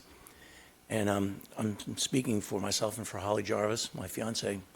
But I was under the impression this was for a meeting for approval of this. But I want to express some feelings about this project anyway, since I'm already here and I have this printed up. This is basically what Holly wrote, but I'm speaking for her and for myself. I'm writing to express my great dissatisfaction with the proposed surf park request to receive a portion of the existing public golf course. I live in the adjoining residential area, pardon me, and have lived in the community since it was Santa Ana Heights I was involved in the community when the Santa Ana Heights specific plan was drawn up and when our community was annexed to Newport Beach. I attended the City of Newport meetings where we were guaranteed that Newport was adopting a specific plan and that it would be adhered to for our neighborhood. The assurance was part of the reason we were agreeable to the adoption of our neighborhood. Time and time again, that has been proven not to be the case. The city did not follow through with continuing the multi-use trail that is called for on the plans along Mesa Drive and a number of other items. These items were not only specified, but at the time, there was also money set aside for that was never spent on the area, but just absorbed into the general fund. The latest request for the Surf Park project violates so many guidelines of the Pacific Plan. For the city to ignore these guidelines, along with the city's own general plan, and move forward with this project is an affront to our community. The sheer size of the project, the violations in height requirements, and many other items specifically not allowed is really unconscionable. This public golf course has served the city and community well and provides recreation for many of our youth at a reasonable price. And I want to say I've read that 20 waves in the surf park would cost $5,000. So if you can do the math, I think that's quite a few rounds of golf on what would be a 15-hole golf course, whatever that is. But anyway, it additionally would be an unsightly project violating the height guidelines for the area. Why should this project be allowed a variance? Will every building in the area then be granted a variance? Also, a 16-foot retaining wall would be patently unsightly and a blight on our community. I also own commercial property in this area and am vehemently opposed to this project, both as a residential property owner and as a commercial property owner. Please represent your community and not the developers, and vote no on this ridiculous project that violates so many plan guidelines and zoning restrictions. Thank you. Thank you. Any other speakers on this item? All right, we'll bring it back up. Appreciate the clarifications, Councilmember Weigand. With that, I'll make a motion. Okay. Staff recommendation's been moved. Do I have a second? Second by Councilmember Avery. Let's go ahead and vote.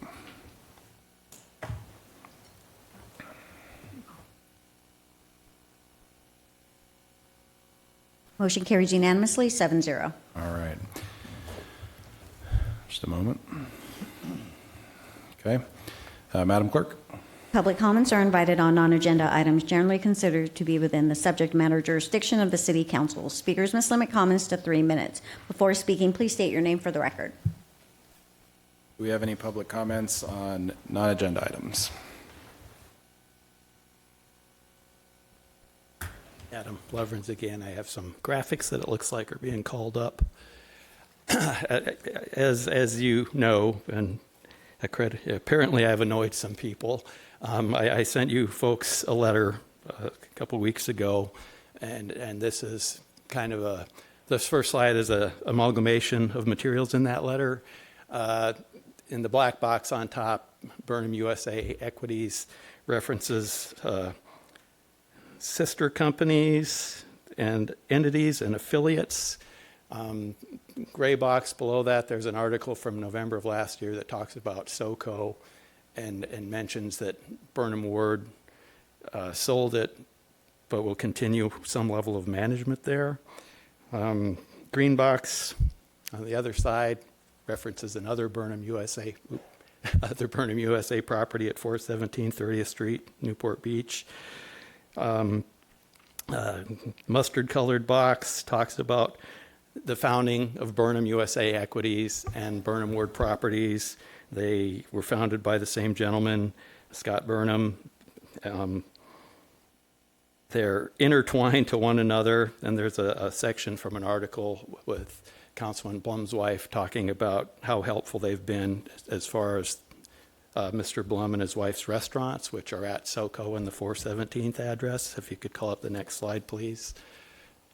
This is a quitclaim deed for the Newport Beach property, and it shows Scott T. Burnham, trustee of one trust, remissing, releasing, and quitclaiming to Scott T. Burnham of another trust an undivided 50% interest to that property, which Councilmember Blum has a restaurant at. Next slide, please. Now, I am assuming Scott T. Burnham is the same Scott Burnham that's the CEO and founder of Burnham Ward. And I don't see how you can separate those two things and say this isn't a potential conflict with a council member renting from someone, whether he's the trustee and the CEO of a different entity. Next slide, please. This is a mechanics lien on the Newport property from 2019, HVAC related. Numerous spots. It references the Ark Restaurant and Scott T. Burnham. And do I have another slide? And I've exchanged emails. I think I upset the mayor, but I have asked. To me, this does not seem right. It's so easy to fix. And Councilman Blum, you're very articulate, intelligent, well-spoken, but I think you just should have not been involved due to these apparent ties, which look concerning to not only me, but a whole bunch of others. And I'm hoping somebody will take the action tonight when it comes to a motion for reconsideration to just redo it and maybe try and create a higher level of trust. Thank you. All right, next speaker, please. All right, bringing it back. Since I was referenced in that, my frustration with Mr. Leverance has nothing to do with the substance of his comments. Unfortunately, the tone at which he's taken them to us in emails and to our staff has been less than respectful. And so I have called him to account for that, and I will continue to do so. And I would also just point out to the substance of that, Mr. Leverance is well aware that he has spoken to our city attorney, and there's nothing to it. All right, let's move into our next item, which is the public hearings, item number 22. And on this, I will declare a conflict due to the real estate being close enough to the property or to the Pacific Club where I have a membership. So I'm going to be, because the Mayor Pro Tem is about to announce the same conflict, I'm going to be handing the running of this matter over to Councilmember Avery. And I have the same conflict.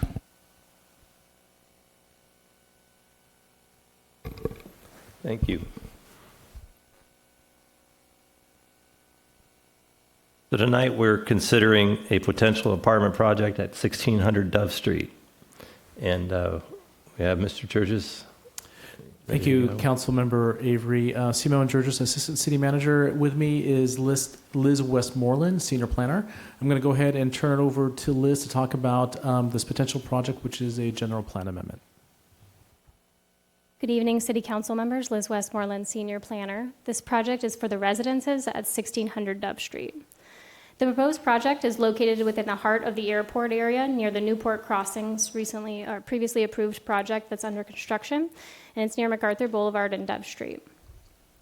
The project would include the demolition of the existing approximately 60,000 square foot commercial building or office building, and the site is approximately 2.5 acres. The proposed project would include the development in the future of 282 apartment units. 254 of these would be market rate and 28 would be affordable to very low incomes. This project includes the high-level entitlements only, so there's no specific design being reviewed by the council tonight. In the future, the applicant, when they come up with a design, would come back for a site development review with the Planning Commission. This project would be a podium-style construction, typical of the recent projects we've seen. With parking on the first level, it would be about 7 stories or 100 feet high. The entitlements required to approve this project include a general plan amendment. Although the subject site is already zoned for mixed use and would allow for, or already designated for mixed use and would allow for this project, the applicant is seeking to increase the density at this site by adding 49 dwelling units to the base calculation.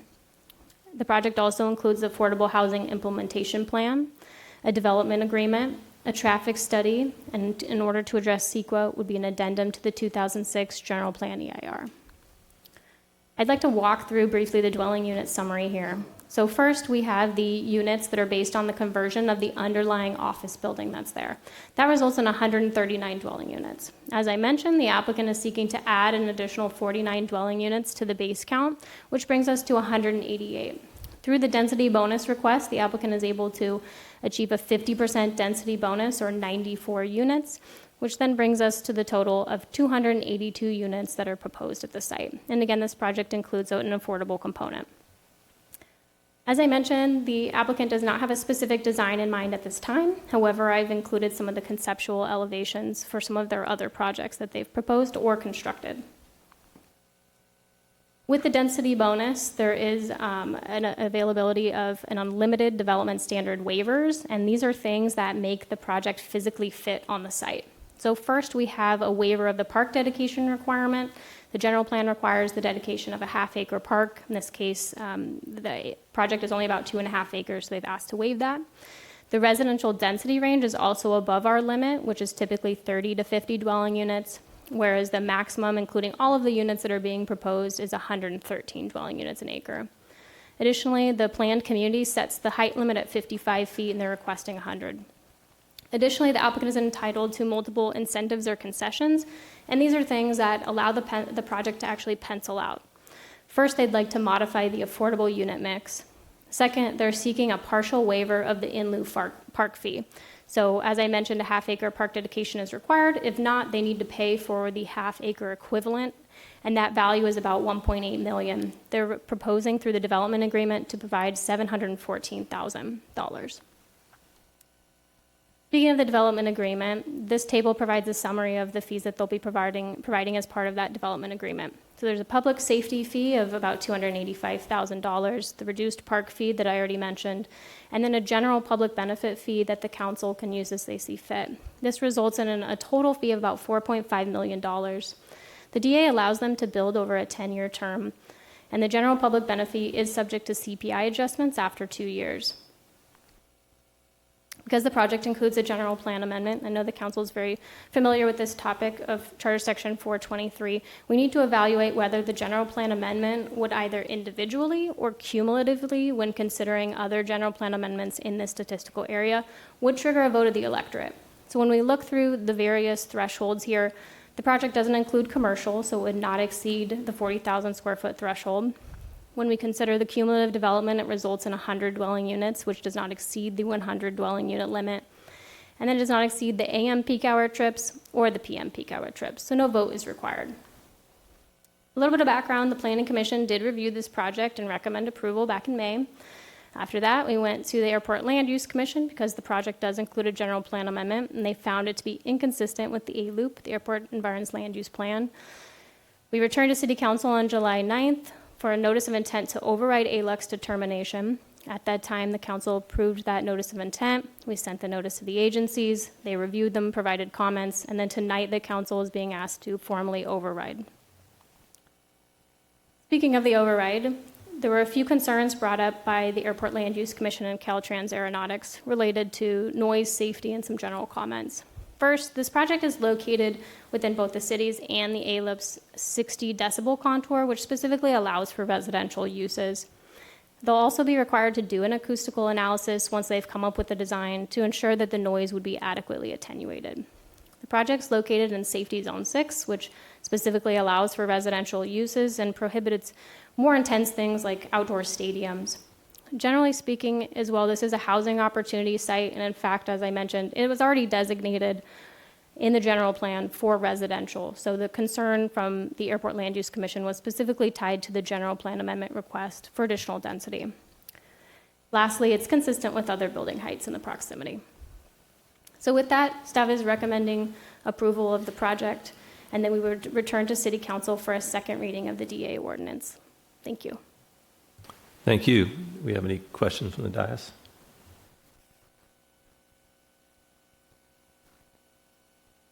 Great, seeing none. Let's open the public hearing. I understand the developer is here with his team and has a presentation. Great. How many minutes do you need, do you think? Fine. Yep, thank you.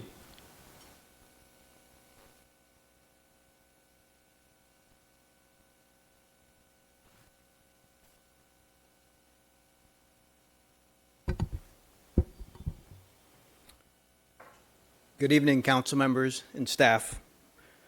My name is Satish Lyon, and I'm a member of the Pasern Group. Thank you for gathering tonight to consider our proposed project at 1600 Dove Street. I've prepared a brief presentation, but before I start, I'd like to say a special thank you to Liz Westmoreland.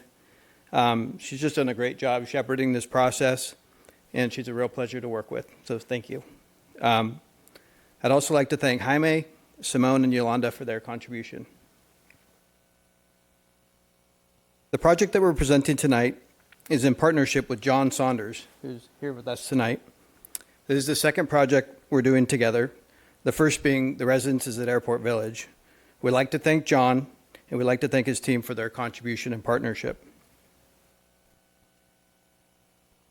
We're fortunate to work with some of the best consultants in the industry.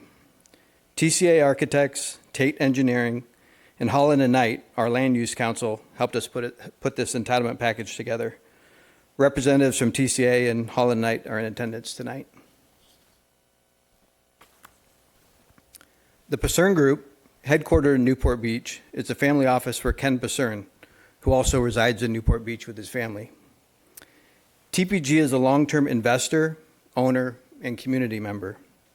We've made a significant investment in the city, and this comes with our long-term commitment and responsibility to the city and the community. The project is located at 1600 Dove Street, directly adjacent to the previously approved Newport Crossings project.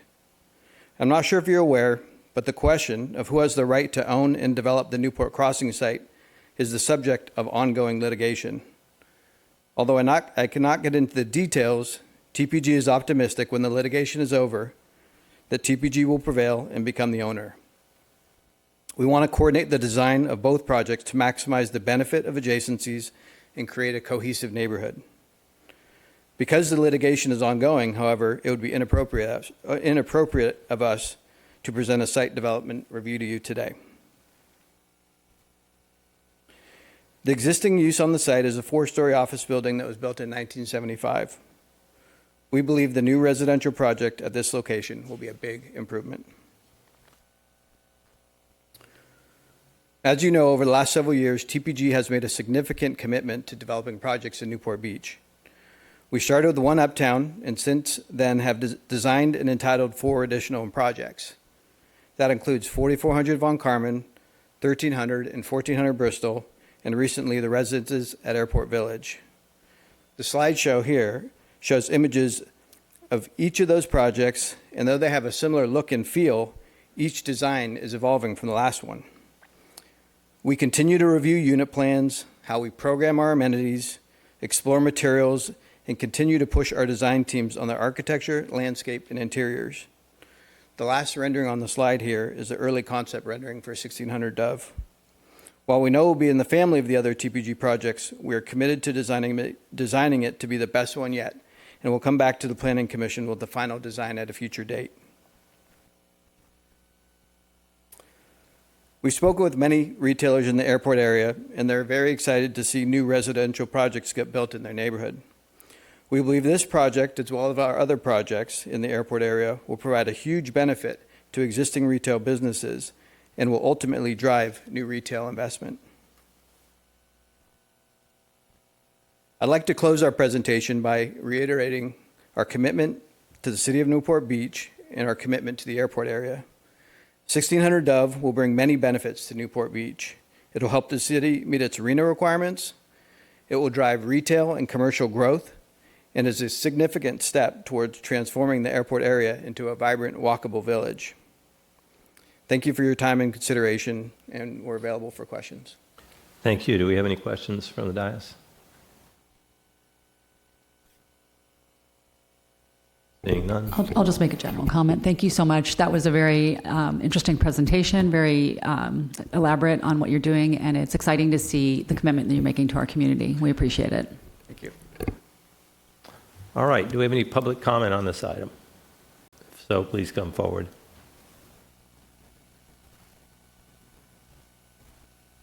Councilman Avery and members of the council, my name is Jim Mosier. As we all know, we're under the gun to produce affordable units in Newport Beach, and we have a state requirement to meet. We have promised the state that we can produce 2,707 new affordable units in the current 8-year cycle. This project, which I'm not sure if it's a pipeline project or one of those contributing to the 2,707, would add 28 affordable units, which is something, but 28 is nowhere near 2,707. And at the rate this project, if it's at all typical, is producing, that's less than 10% of the overall units are affordable. So to produce 2,707, we would need 27,000 units. We would need 100 projects like this to meet our requirement. I don't think that's what the community would like seeing. Second, as Councilman Avery said, we're all looking forward to and the gentleman said here, vibrant, viable airport area community, and part of a viable community is having parks. So I do not know why we're waiving $1 million worth of park improvement commitment that should be coming from this project. And then third, there's the airport land use issue. For one thing, we have heard that it requires a 2/3 vote to override. I'm not sure how the recusals affect that. Is it 2/3 of the whole council or 2/3 of the council members voting? But more substantively, the issues that the Airport Land Use Commission has are with safety, because the small propeller planes, which could have an accident, fly over this location, I believe. Second, with noise, which I'm not sure is as big a concern with this as some others, but I'm not sure anybody actually knows or has measured what the noise is at this location. We have monitors, but oddly they're not in the so-called airport area. And then, as the Caltrans pointed out, there is a problem. So frequent overrides, the council, as it points out, in the last few years has overridden 7 determinations of inconsistency by the Airport Land Use Commission. That is not going to generate good feeling with the council, with the county. And second, to the extent that there are noise and safety concerns, every time you override their concerns, that is making it more and more difficult for this council and our city staff to defend the other residents already in our city who feel impacted by airport issues. Thank you. Thank you. Any other comments from up here? Yeah, I'll jump in, Brad. Thank you. I just want to say thank you to the Pacern Group for bringing this forth. It's an interesting deal out in the airport area. And I think we've always kind of looked at it to say, what is this going to become? What are we able to do there? And it has not been something a lot of people have taken up. And the slide showing what that building currently looks like, I don't think anyone would agree that that is improving the general style of Newport Beach and increasing a new village. And we talked about this a lot, and just previously, even up on council this evening. This is what we're looking for. And I realize that Mr. Mosier's comments that nothing is perfect in this world, and you're right, we could use more parks, but if we start notching them out for every single project and we start looking at every one of how do we get more and more, these have to make sense. Otherwise, they don't get built, ever. And we don't get to build these communities in these vibrant areas. So I think this is an amazing step in getting us in the right direction. And from my perspective, I thank people for taking the chance to make this area vibrant and work. This adds something to the general community, and as we were talking about earlier, when we build something like this, it begets the next stage where we start seeing grocery stores in this area. We start seeing people reinvest in this. We start seeing the bars and restaurants make it there, and it becomes something that we can call another village of Newport. And it's always hard to take the first step, so I thank both the applicants for making this happen, pushing hard. I know it's been a long process, as they all are. So if there's no other comments up here, I would love to make the motion of staff recommendation to approve this. I'll second that. All right. Let's vote. Prior to reading the vote, I'll read the ordinance title for ordinance 2024-18, an ordinance of the City Council of the City of Newport Beach approving a development agreement for the residences at 1600 Dove Street project located at 1600 Dove Street. Councilmember Avery. Okay. The motion carries 5-0.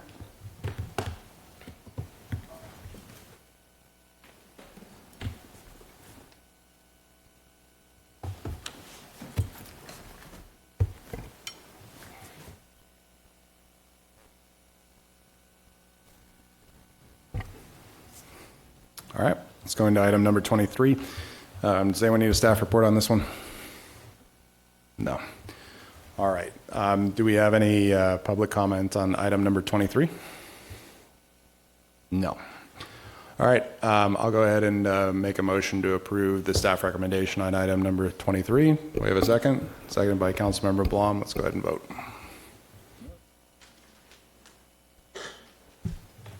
The motion carries unanimously, 7-0. Okay. Item number 24, Homeless Outreach Services Biannual Update. Let's go ahead and have a brief staff report on this one.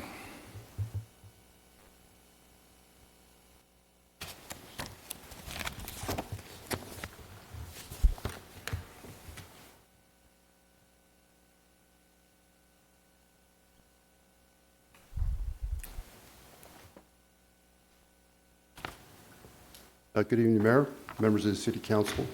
We're here presenting your Homeless Outreach Services Biannual Update, which covers a number of items. First, Deputy Chief Aguilar will be going over the biannual update highlights. City Attorney Aaron Harp will be proposing a new ordinance for the city. We'll talk about some police staffing enhancements that we've identified, and then we'll review our services, and then finally an option to extend the BWell-OC agreement. So. Good evening, Mayor and City Council. Council was provided a detailed staff report that provided an update to the city's homeless outreach related to activities from the period of January 1st to June 30th of this year. I'm going to go ahead and give you some highlights. The county-led point and time count was conducted in January, although homelessness increased about 28% county-wide since 2022. Newport Beach actually decreased about 25% during that time period. Our staff and consultants continue to offer shelter and services to the unhoused community. Over the past 6 months, Newport Beach has helped 78 people enter a temporary shelter, 12 individuals were permanently housed, and 3 were reunified with their families. The city also retaining a new street outreach provider, PATH, which is People Assisting the Homeless. They are extremely proactive and well-connected in the Southern California region, which is also a positive for the city. So I'll go ahead and take it from here to talk about some of the municipal code changes. We're primarily looking at changes in 2 areas. One deals with kind of public access, and the second one deals with the city's camping ordinance.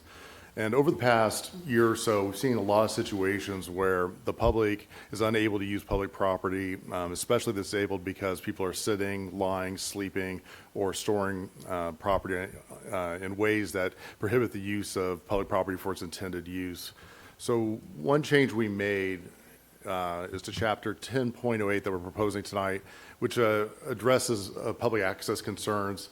And that primarily is restricting storage of items on public property, especially those that are left unattended, and also prohibiting people from lodging in public restrooms, setting up tents on public property, lying on benches, interfering with access to bike racks. And we've also seen people interfering with access to electric charging stations, ATMs, and pay parking. So overall, the first step is taking a look at changes to those areas where access is being impacted. And then the second change is really just kind of a cleanup. It's looking at the camping ordinance. And the Supreme Court recently came out with a decision in the city of Grants Pass, Oregon versus Johnson, that basically said you need to look at whether a crime is being committed as opposed to looking at the status of any individual who may be committing the crime. So what we did is we cleaned it up so that our ordinance is in compliance with the constitutional requirements, and then we added a little bit more definition to kind of provide guidance of what constitutes camping. And then finally, section 11.04070, we just kind of cleaned that section up to remove duplicate provisions and make sure the municipal code is consistent.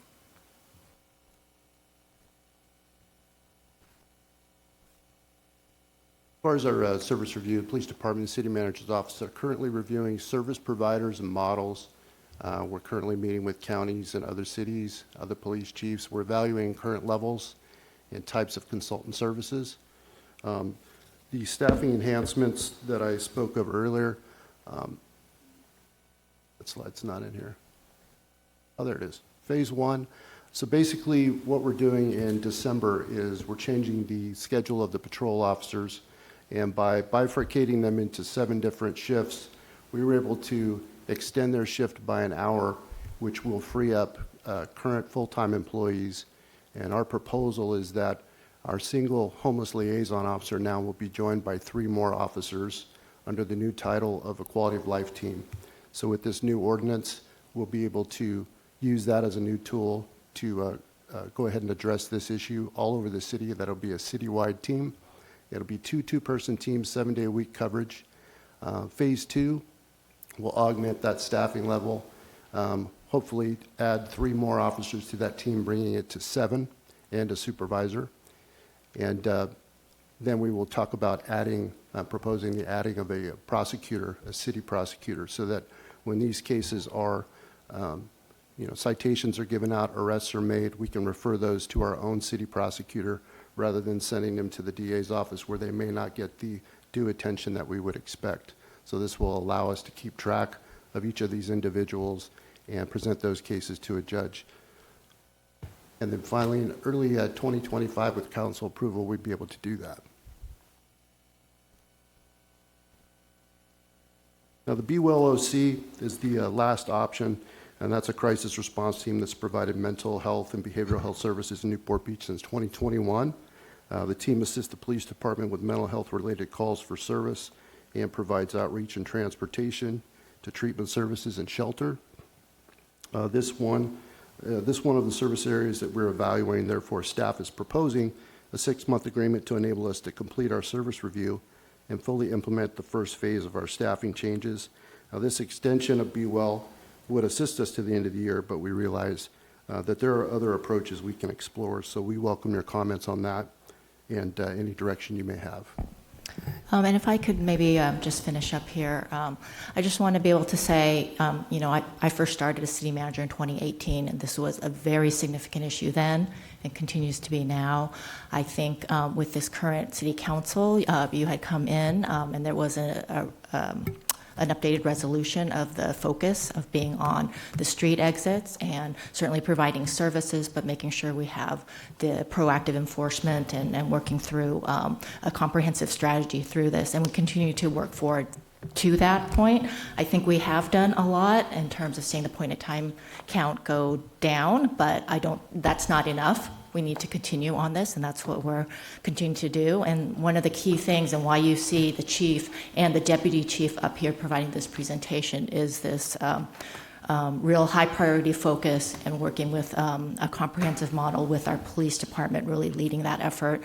And it takes time to continue to evolve, and I know we need to work as fast as we can, and that's why we have certainly a high priority to do this. And I just wanted to emphasize that point of that to the city council and to the community, certainly of that. And I think I'm very excited about this new model that the chief and deputy chief have put together in terms of the resources and doing that reallocation, and along with some of the ordinance changes and our continued, comprehensive model that we have that will continue to make good strides on this. So thank you. If I could add one last point, with these 4 officers on a quality of life team, that will be their full-time focus. They won't be pulled away for other things.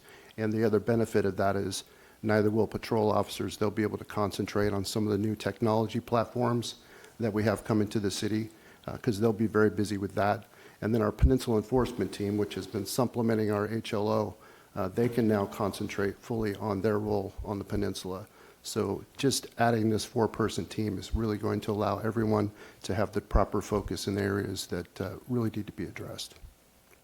Okay.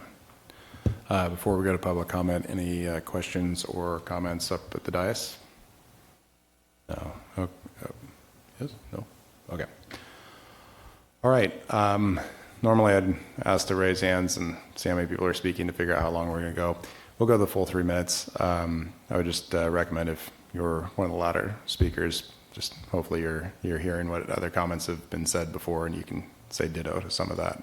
But with that, let's go ahead and go into public comment at this time. If you would like to speak, please go ahead and kind of form a line down the center, and then you can speak at either of these microphones. Belated happy birthday, Councilmember Grant.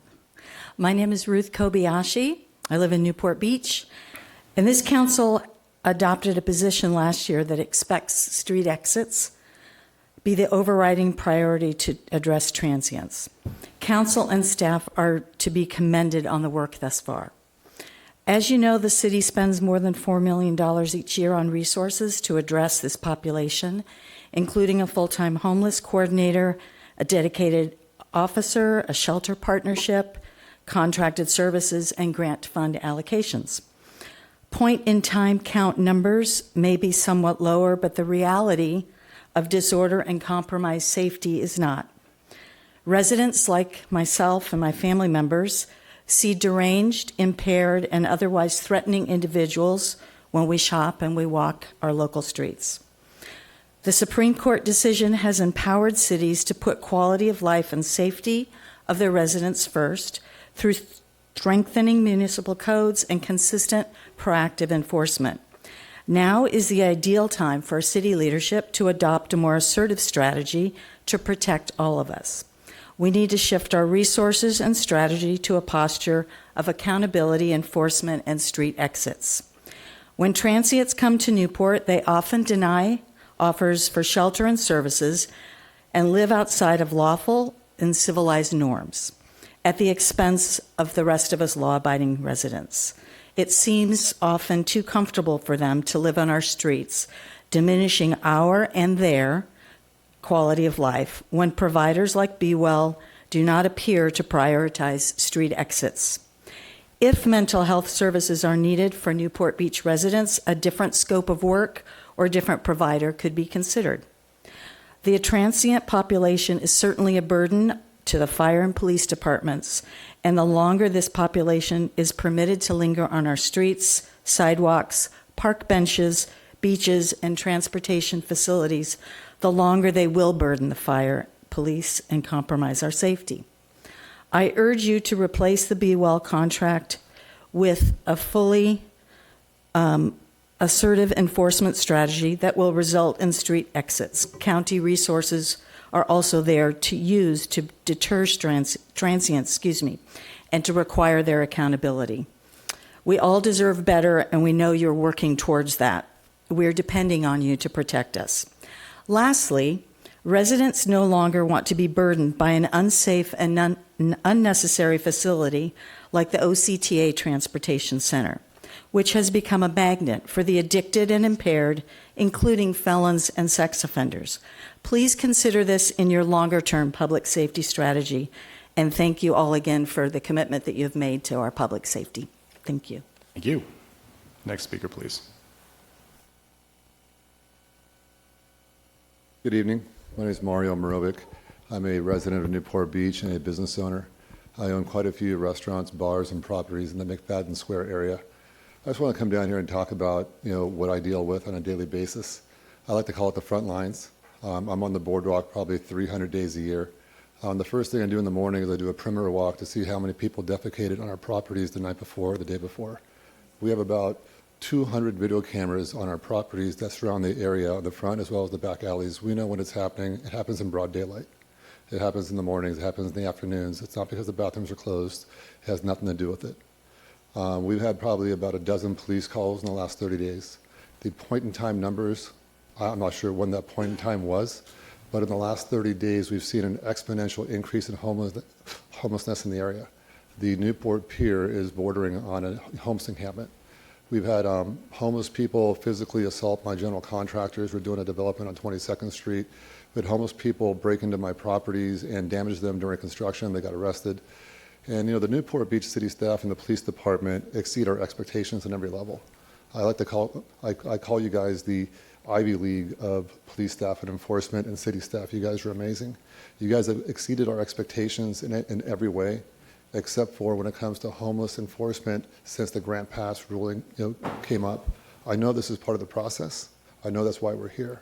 And I'm hoping that now that legislation has come into place, that we can use that to take the ability that you guys have with the best and the brightest, the best staff, the best PD in probably Southern California, and have a more aggressive, a more active, and a quicker approach to resolving the homeless issue.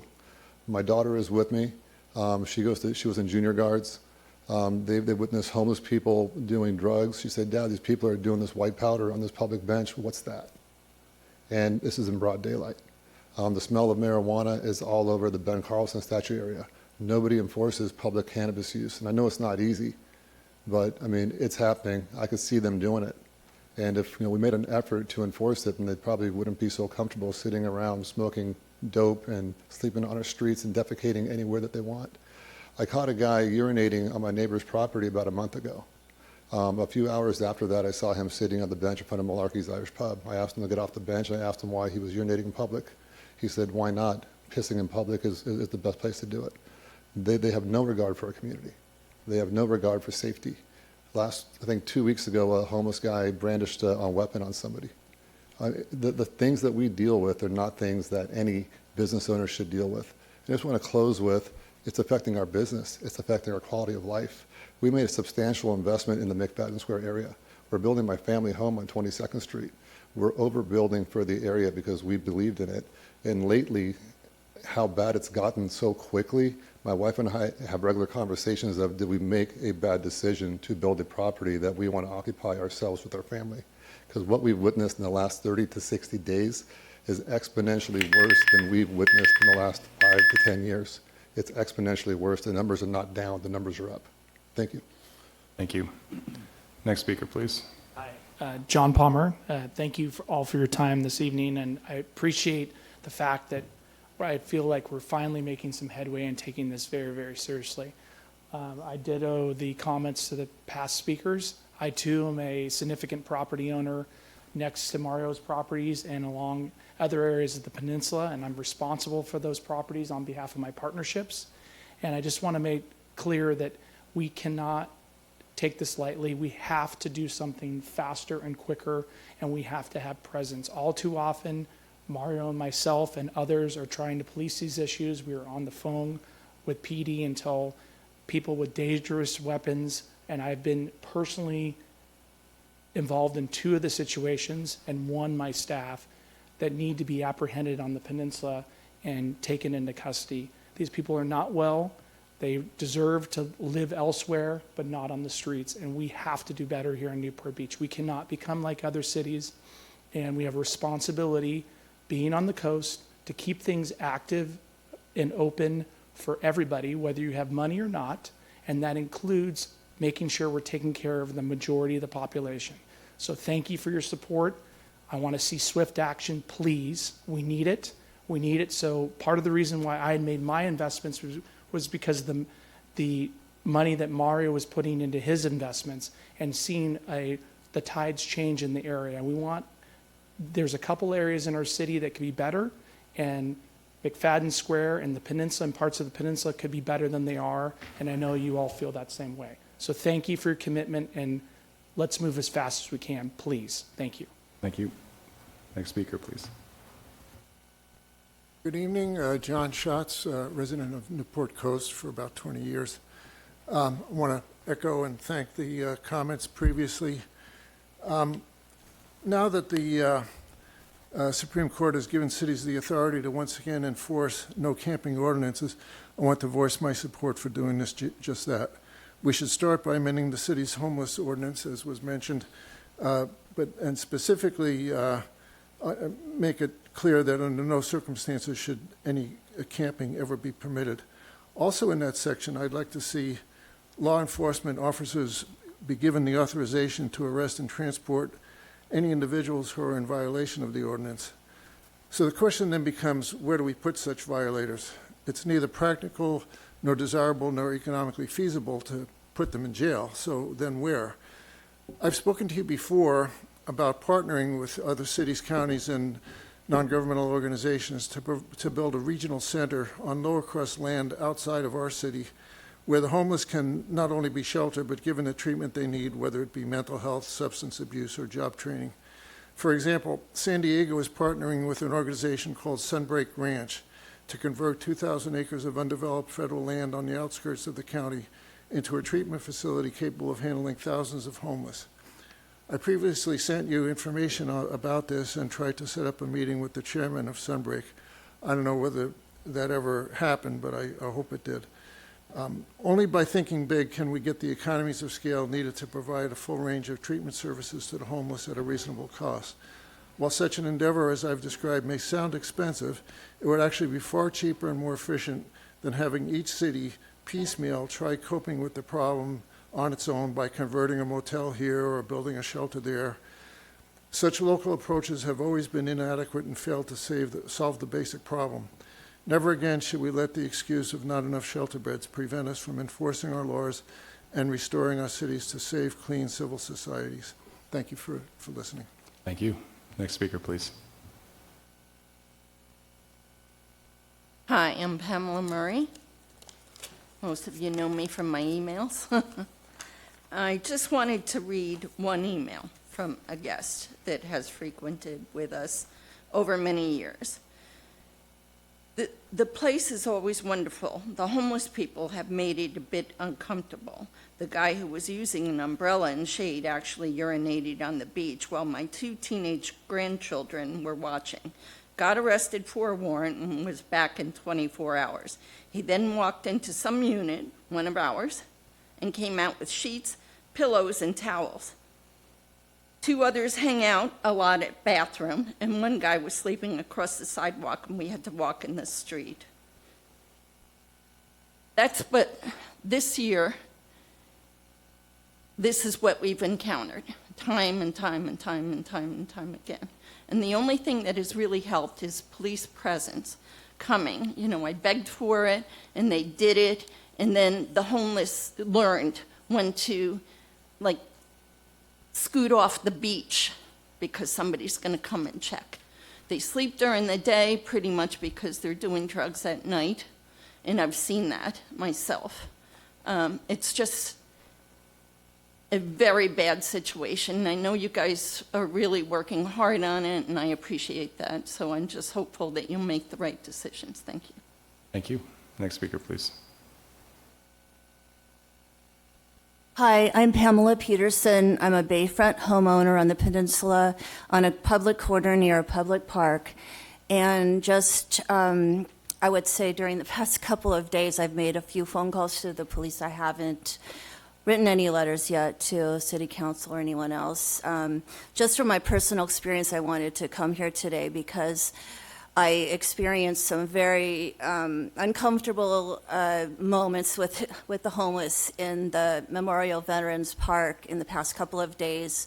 I attend the American Legion regularly, and just walking over there from my home, I encountered a couple of homeless yesterday that said some rude things to me, made some odd, uncomfortable comments, and they're camping in the park.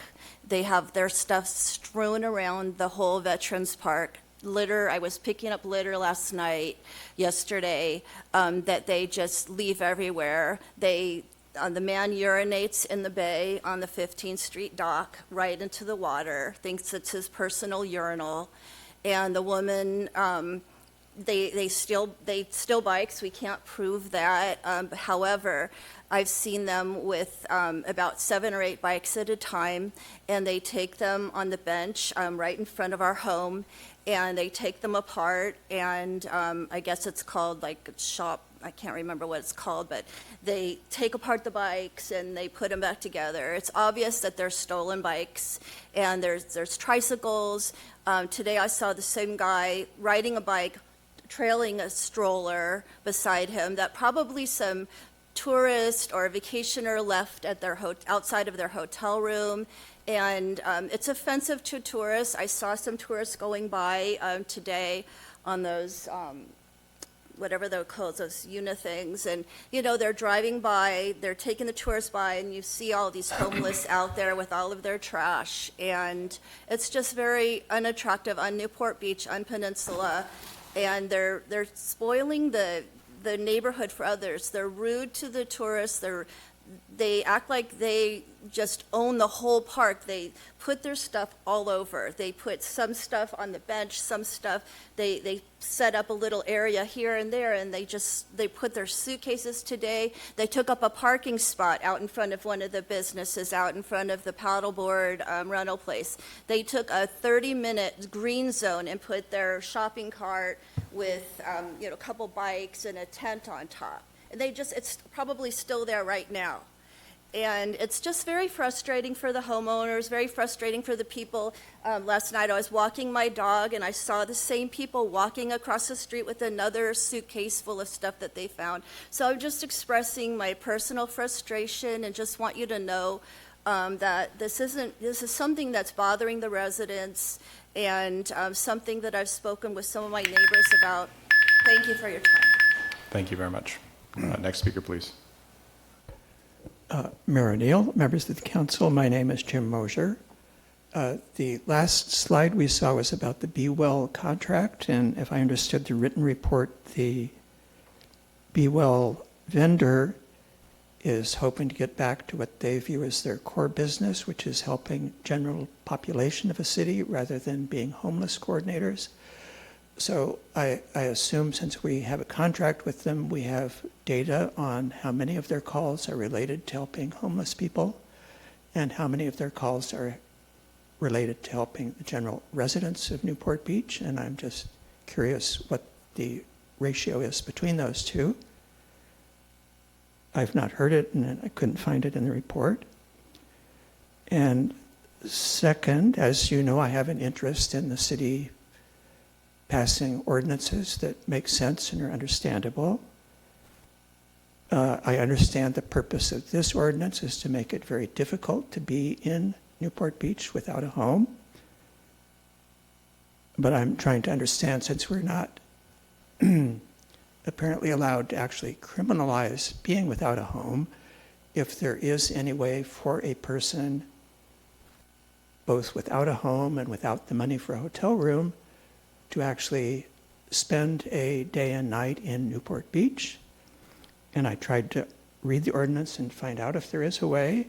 It seemed to me that it might be legal for a person, if provided they do it neatly and do not violate any other laws, to sleep by their possessions on the grass in a city park during the daytime. I'm not sure that we've made that illegal,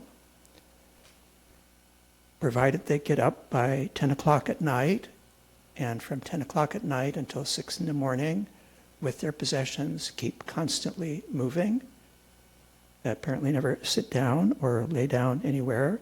And of course, we will provide no restrooms for them during that time.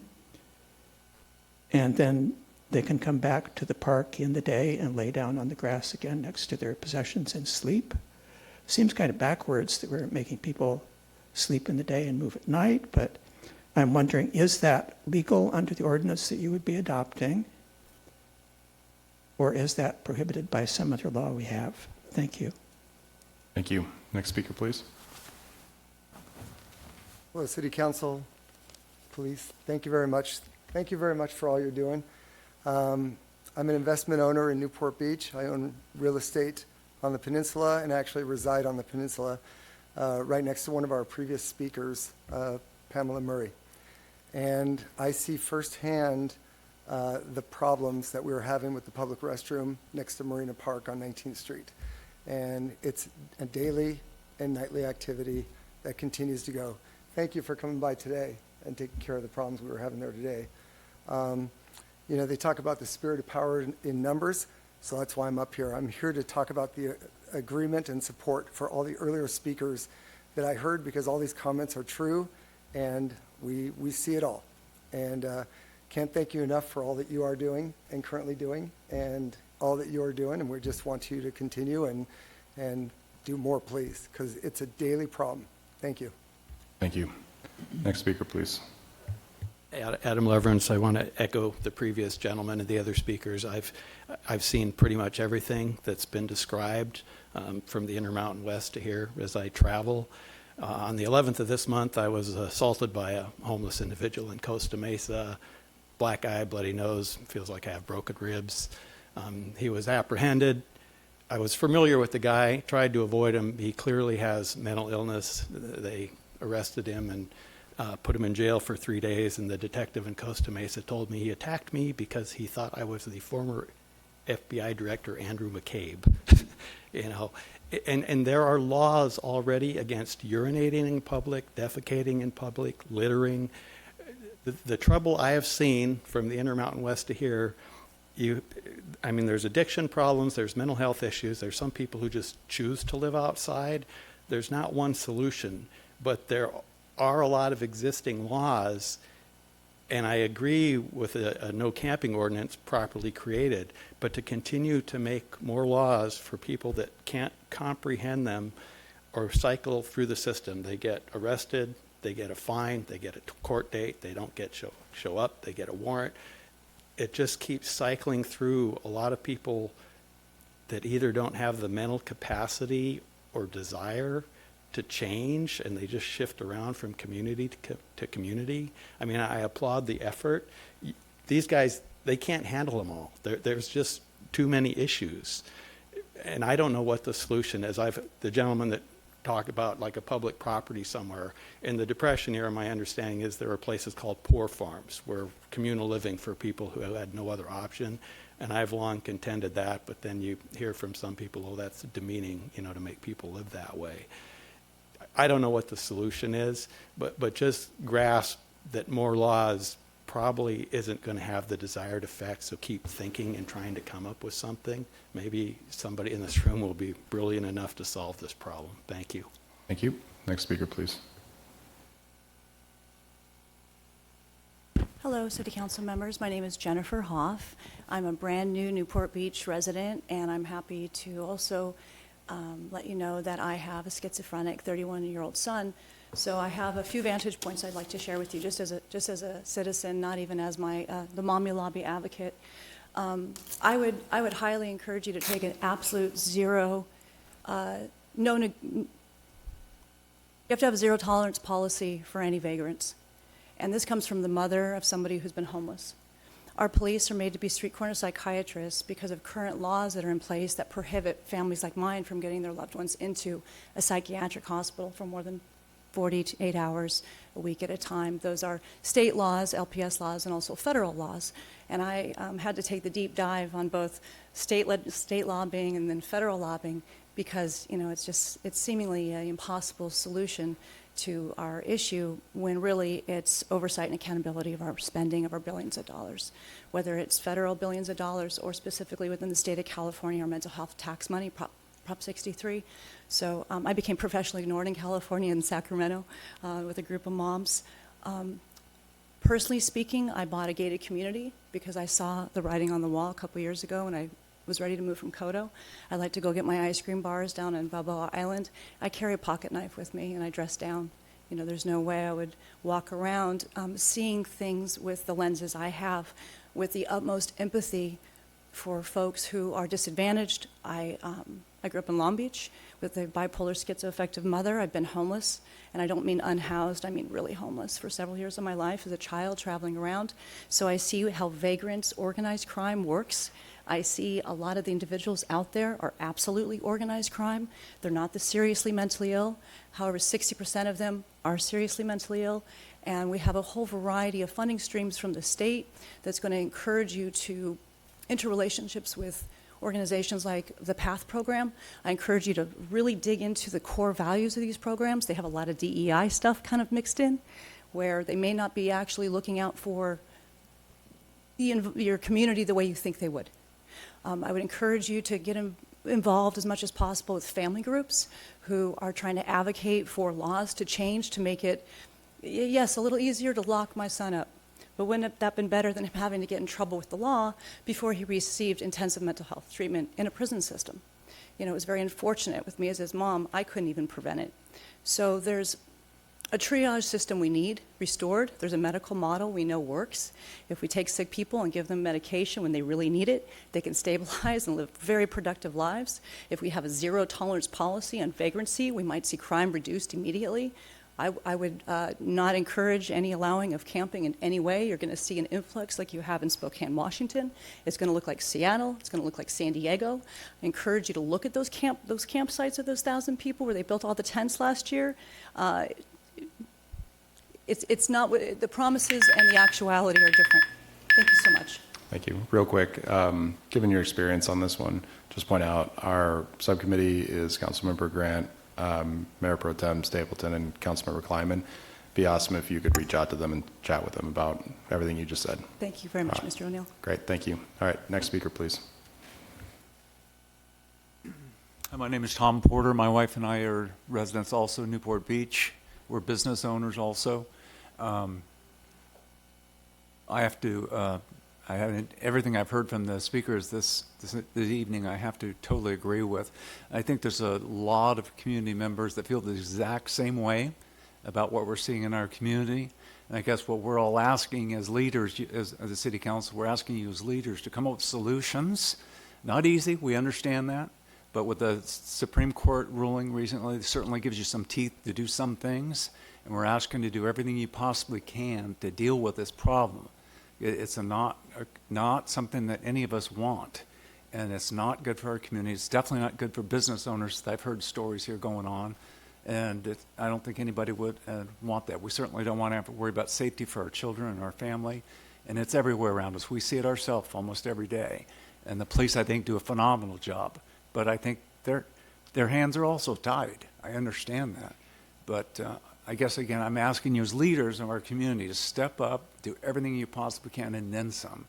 We live in Arizona half the time, or maybe 3 to 4 or 5 months a year, and where we live there, we don't have any of these issues. They're definitely, I'm not sure how they do it exactly, how they enforce it, but we don't have anything like we're seeing here. Maybe it's the weather. There could be some validity to that.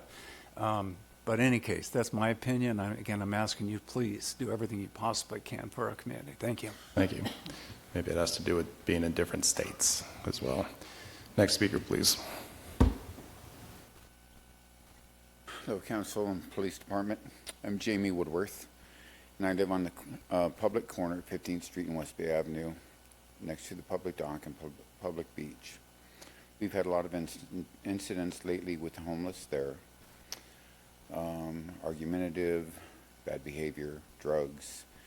When we were walking our puppies last night, picking up alcohol bottles in the Veterans Park and a meth pipe, throwing them in the trash. We've called the police department 3 times in 24 hours, the last 24 hours, and they've responded and they've been a great help. But there is a problem at 15th Street with the homeless and taking things apart, throwing things around, disturbances, etc. One of the things that we're concerned about is the city of Long Beach is clearing out their homeless. Other cities in the state are clearing out. And they're probably, some of them are going to come here. People are urinating in the water in front of our home.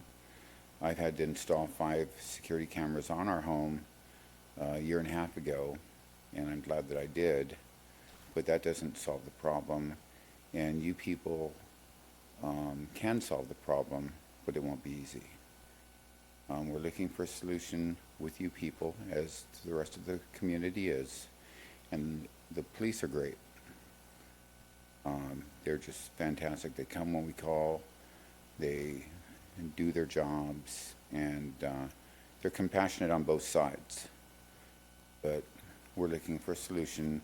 And being on a public corner there, we're not leaving, we're not selling our home, but our property values are dropping. And no one wants that either. So thank you very much. Thank you. Any other speakers?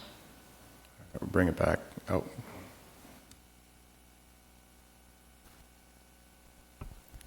Hi, my name is Kate Morovic, and I just wanted to say that me and my friend went down for lunch in CDM a couple of weeks ago, and there was a man harassing people while they were going to get chronic taco, and me and my friends were so worried that we had to trust in a stranger to take us home because we felt so threatened that we were going to be harassed. A couple of years ago, I felt so safe being in Newport around all these visitors, so much less homeless people. but now I feel less safe to go out with my friends alone without an adult with me. Thank you. Thanks, Kate. Any other speakers? All right, we'll bring it back. Councilmember Kleiman and then Mayor Pro Tem. Thank you. Thank you, Kate, for those comments. Very brave.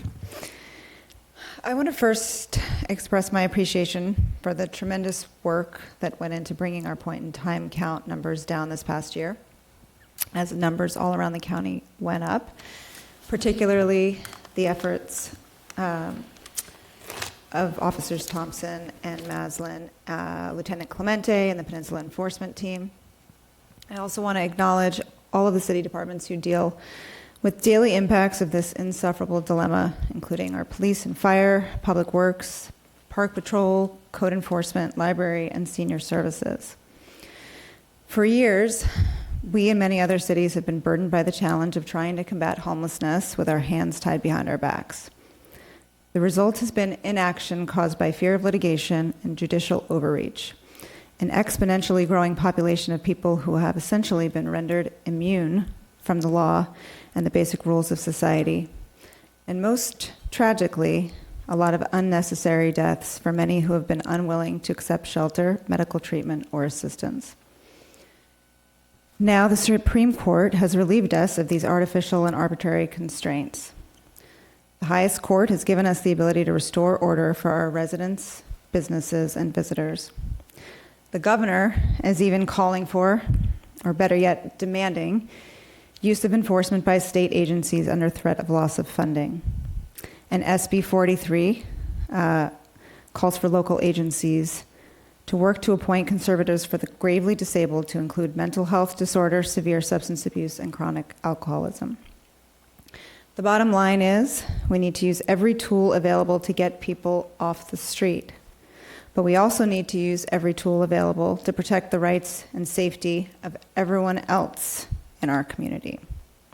So thank you to our city attorney for working with us to prepare these municipal code changes, which I fully support, and have every confidence that our police officers will implement and enforce once given the clear directive. As our city manager mentioned, in June of last year, this council adopted a resolution setting forth the city's approach to homelessness, focusing all spending on street exits and calling for consistent enforcement of our laws regardless of someone's housing status. In that policy, we called for data collection and accountability across all departments and partners. From that data, we now know several things. This population is responsible for generating a high volume of calls for service. Most of these individuals have no ties to our community, and many have declined shelter week after week, and in some cases, year after year. So we had really high hopes for the Little Blue Hope Starts Here van that had promised to address the mental health and substance abuse issues pervasive in this population. I will say Be Well has been a very willing partner, eagerly wanting to accommodate the needs of our city. Councilmember Grant and I worked to refine the Be Well scope of services to reflect our policy toward homeless street exits, including much needed attention to the missing gaps in our outreach program, and outline all our expectations for the new agreement. When we had this conversation on the dais, we very intentionally gave Be Well a one-year contract for two reasons. One was to provide the opportunity to demonstrate their ability to deliver the services and results clearly delineated and agreed to, and two, having voted to join an amicus brief in support of that Grants Pass appeal to the Supreme Court, we were anticipating the potential for a change in the legal landscape and therefore our approach. And here we are. Unfortunately, by their own admission, Be Well simply can't do not just what we need them to do, but what their contract required them to do. Most critically, 5150 holds care court enrollment and production of street exits rather than contacts and transportation. I do want to commend Be Well for the high-level addiction and mental health services they're providing at their Orange campus. Fortunately, since Be Well's facilities are first come, first served with no priority given, we can continue to refer individuals for intake at their sobering and crisis stabilization programs, even if we no longer are contracted with them.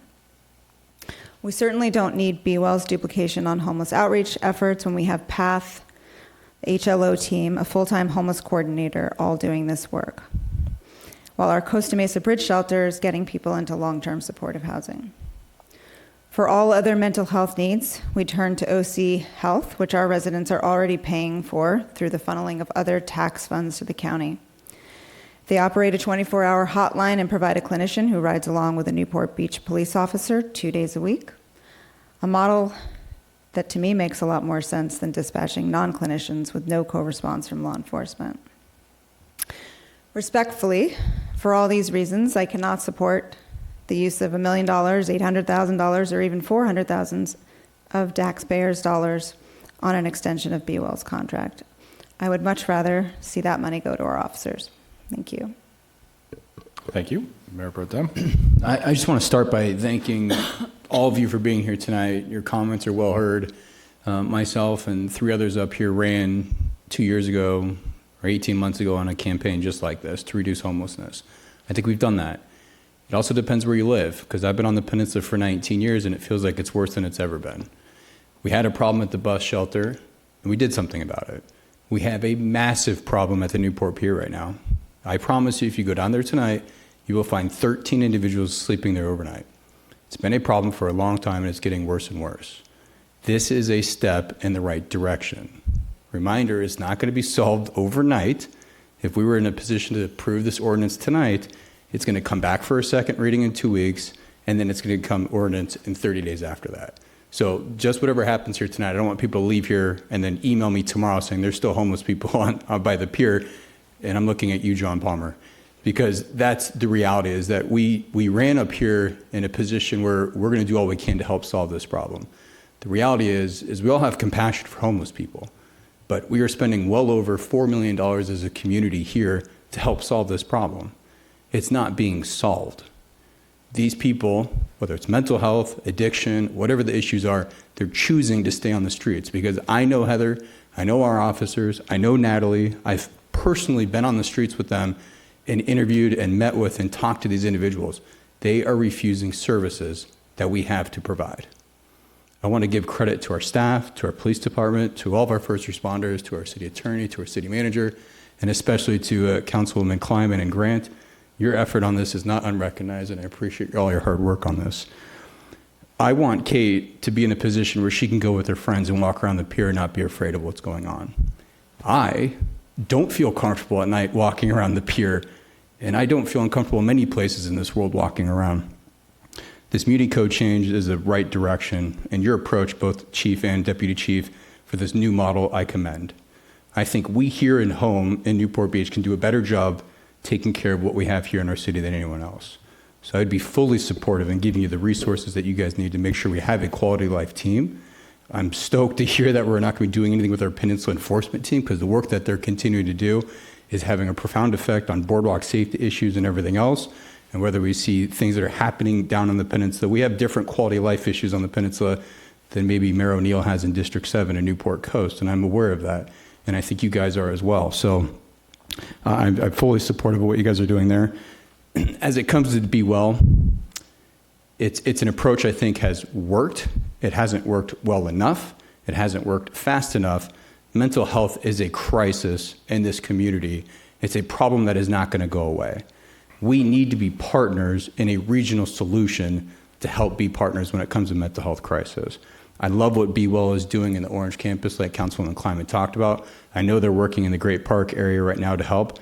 I would be supportive of not continuing to move forward in a new contract with them, but what I'd love to do is I'd love to find a way where we can be a regional partner here in the city of Newport Beach when it comes to mental health, and find another way where we can support Be Well and other resources to help combat the mental health crisis. So I'd be supportive of not continuing to move forward in the capacity we are now, but hopefully get this our ad hoc committee or whatever together to go meet with someone like Dr. Afable, who's the former CEO of Hoag Hospital, who helped start Be Well, and work with him and his team to figure out, is it a situation where we can partner with Hoag Hospital with Be Well and help with the mental health crisis? Can we get into the social services? I mean, I would hate to put our police in a position where they're social service workers. So what do we have to do as leaders in the community to help you guys have the resources, whether it's whatever social worker situation we do, to make sure you guys aren't put in that role on the front line? So With that being said, I'm fully supportive of this new model, and I just want the community to know that this is a top priority for all of us up here. We hear you. I couldn't be more happy that this grants pass thing has come, because it gives us a lot more opportunities to do what I think is right moving forward. So, but again, this will not be solved tomorrow, but hopefully in the next couple of weeks, and will be. Thank you. Thank you. Councilmember Grant.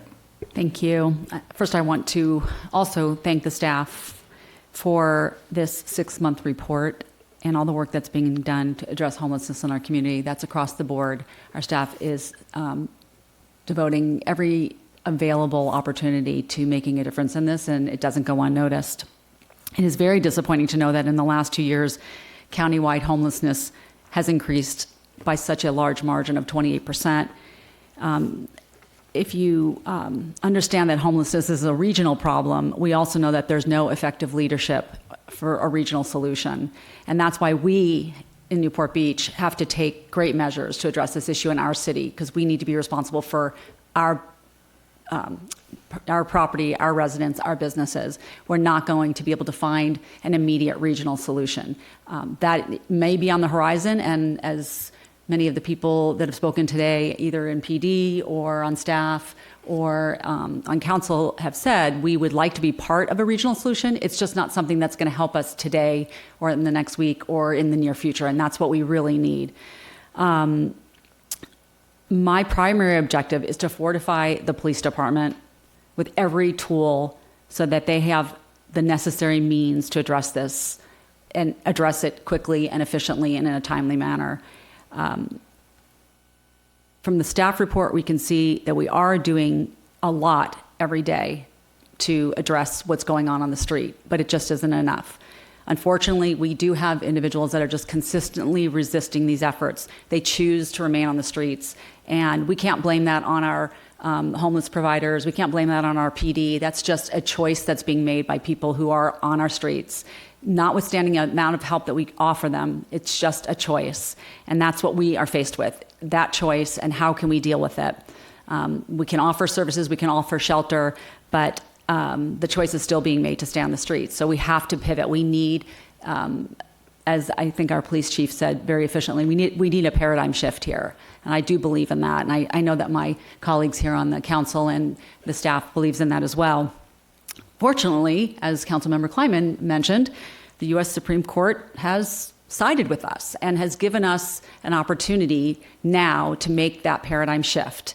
And what does that really mean? It means that we can continue to offer the services and offer the shelter. That's not something that we're just going to withdraw. We're not going to pull out of the bridge shelter. If that can work for certain individuals that really do want to accept help, we are here to provide that. But it's no longer a prerequisite. It's not something that's an impediment to the enforcement in our city. And that's the big difference. That's the paradigm shift, is that we now have an opportunity. Our city attorney has worked on an enhanced ordinance and adding additional provisions in our ordinances that will allow the police to make the paradigm shift, that will allow them to enforce the laws that we have in our city and make a difference. And that's what we need to be focusing on. How can we accomplish that? All our resources have to work to achieve our established council policy. This is something that has been in place for at least a year. And it's something that we're all very versed in, the staff, PD.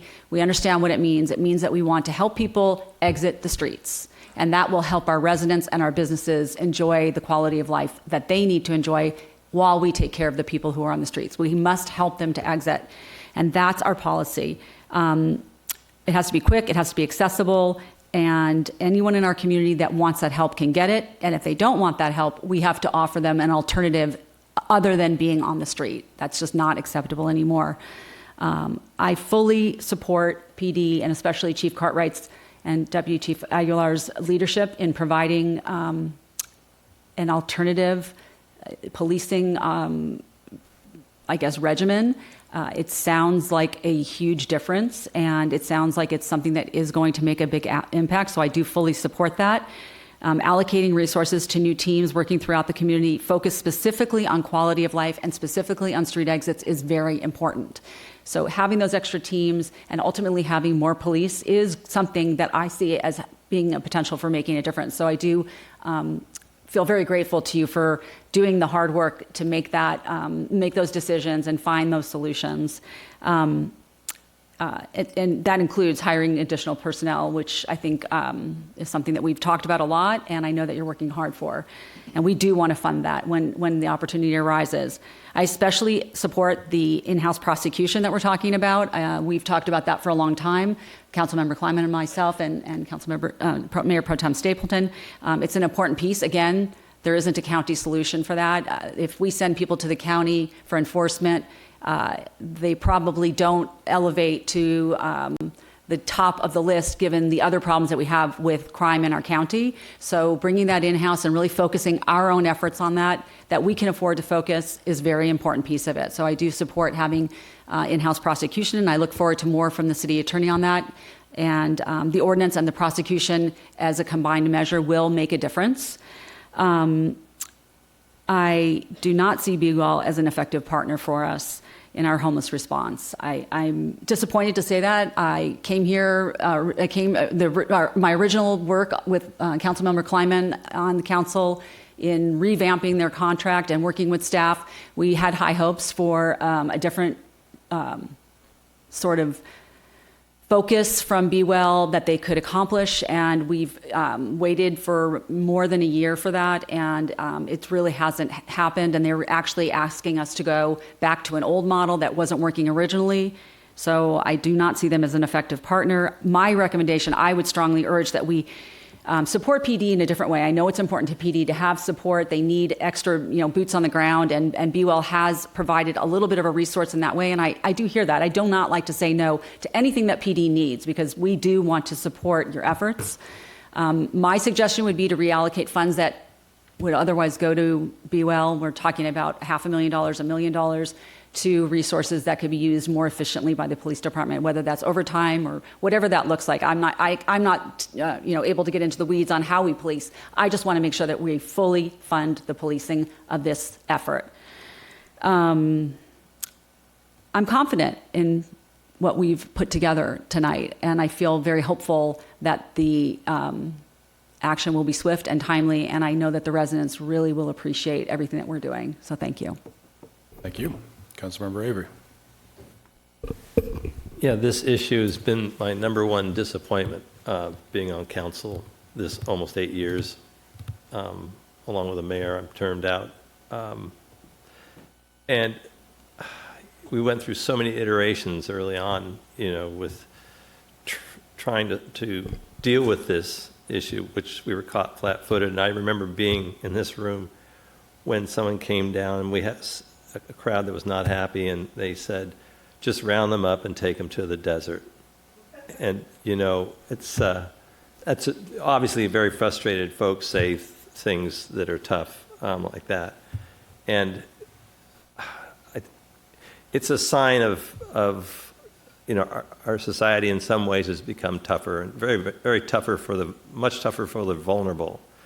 And we have to walk this balance between taking care of people who are vulnerable, whether they're drug addicts passed out, but also being firm and coming up with solutions that get them healthy. I'm not going to go into a lot of detail here, but it's important that the new council and councils down the road continue to hear from the public on this issue, because this is going to be going on for a while, for years still. But we depend on hearing from residents, emails, and having the will, for all of you to come to a council meeting and speak as you've done is really important, because it gives us more resolve, more determination to do something and to follow up, to move forward. And that's really critical. So it's really an effort between our great police department, leveraging all the resources that are available to us through the county, through the state. But it's really about us as all of us here are community members, and we just have to work together on this. But we've got to hear from folks constantly. And it's not great to see it when I open my email in the morning and I get some photos of the homeless doing whatever they're doing. but it's impactful and it's a reminder, because there's so many other things going on and in balancing that. And I don't know, the last thing any of us want to see is our police department so dedicated to our safety, but to be so hamstrung by having to deal with this, it's so time consuming for them. So, and it's not without risk. So, I hate to be kind of, a little down on this, but we just have to keep the pressure on. And everybody said it here. We just have to do everything we can and redouble our efforts to work with you. And we need to hear from you. And obviously the police department hears from you and they're responding. But to me, it's almost like we should be able to, in some way, generate a real positive effort that will make a difference, that will see a difference. And it's got to be done quickly, because obviously it's gone from what at one point 5 years ago I thought was hopeful, and our counts remained kind of stable. They would drop, kind of tick up, but all of a sudden we've got this surge, and that's what's most disappointing as well. So we've just got to keep the communication going, and please stay in touch with council on this. Appreciate it. Thank you. Thank you, Councilmember Blum. Thank you. I'll be brief. As most of my colleagues and most of the public has echoed our same frustrations that we have up here. But I want to thank Councilmember Kleiman, especially. For those of you that don't know, she has been a freight train on this issue, unrelenting, sometimes frightening.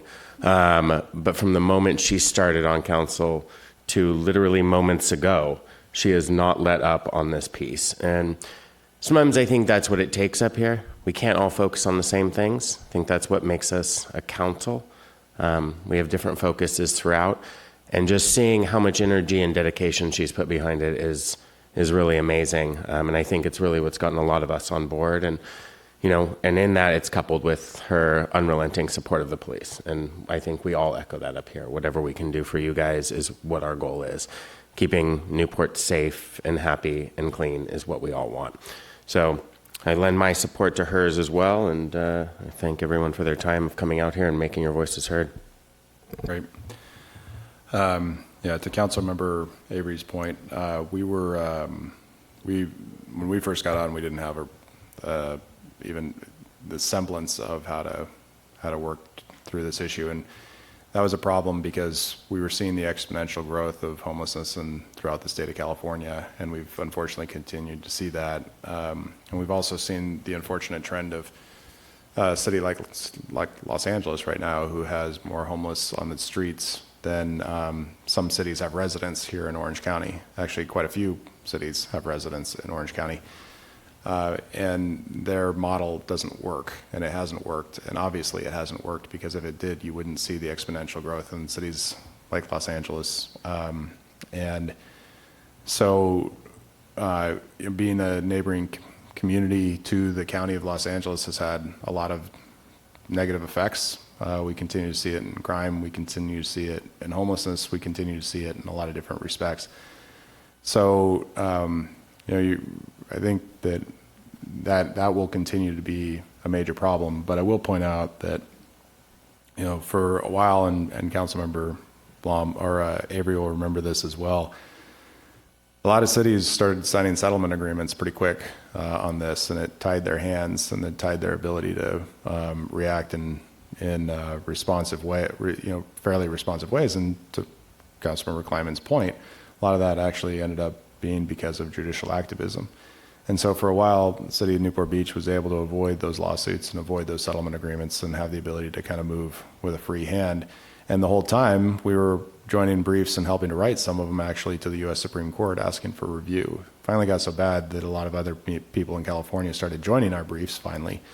But we were one of the only ones that were willing to ask the U.S. Supreme Court to take review of the original case out of Boise. And then we joined up on the one coming out of Grants Pass and have been doing so ever since.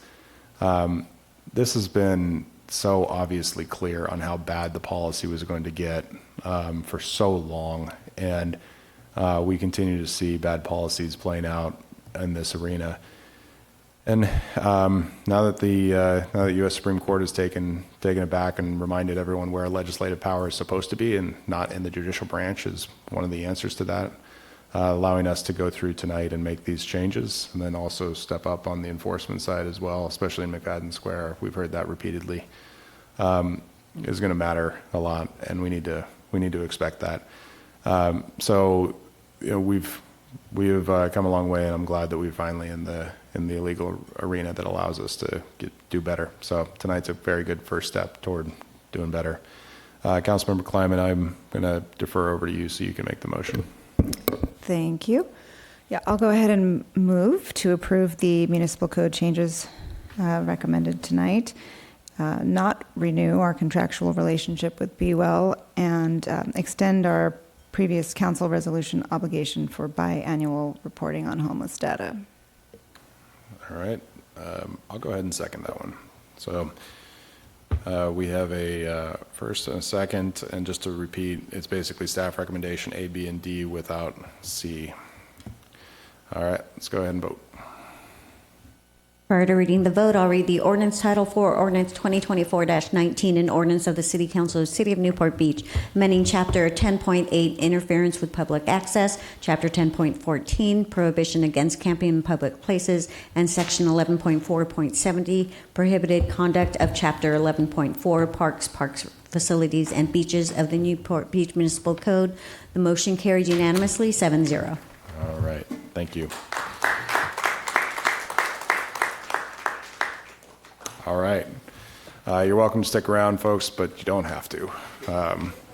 Go on home. All right, so we'll go into item number 25. I don't need a staff report on this one. Let's go ahead and go to public comment on this item before voting. Do we have any public comment on item number 25? All right, go ahead and fill it out and vote, folks.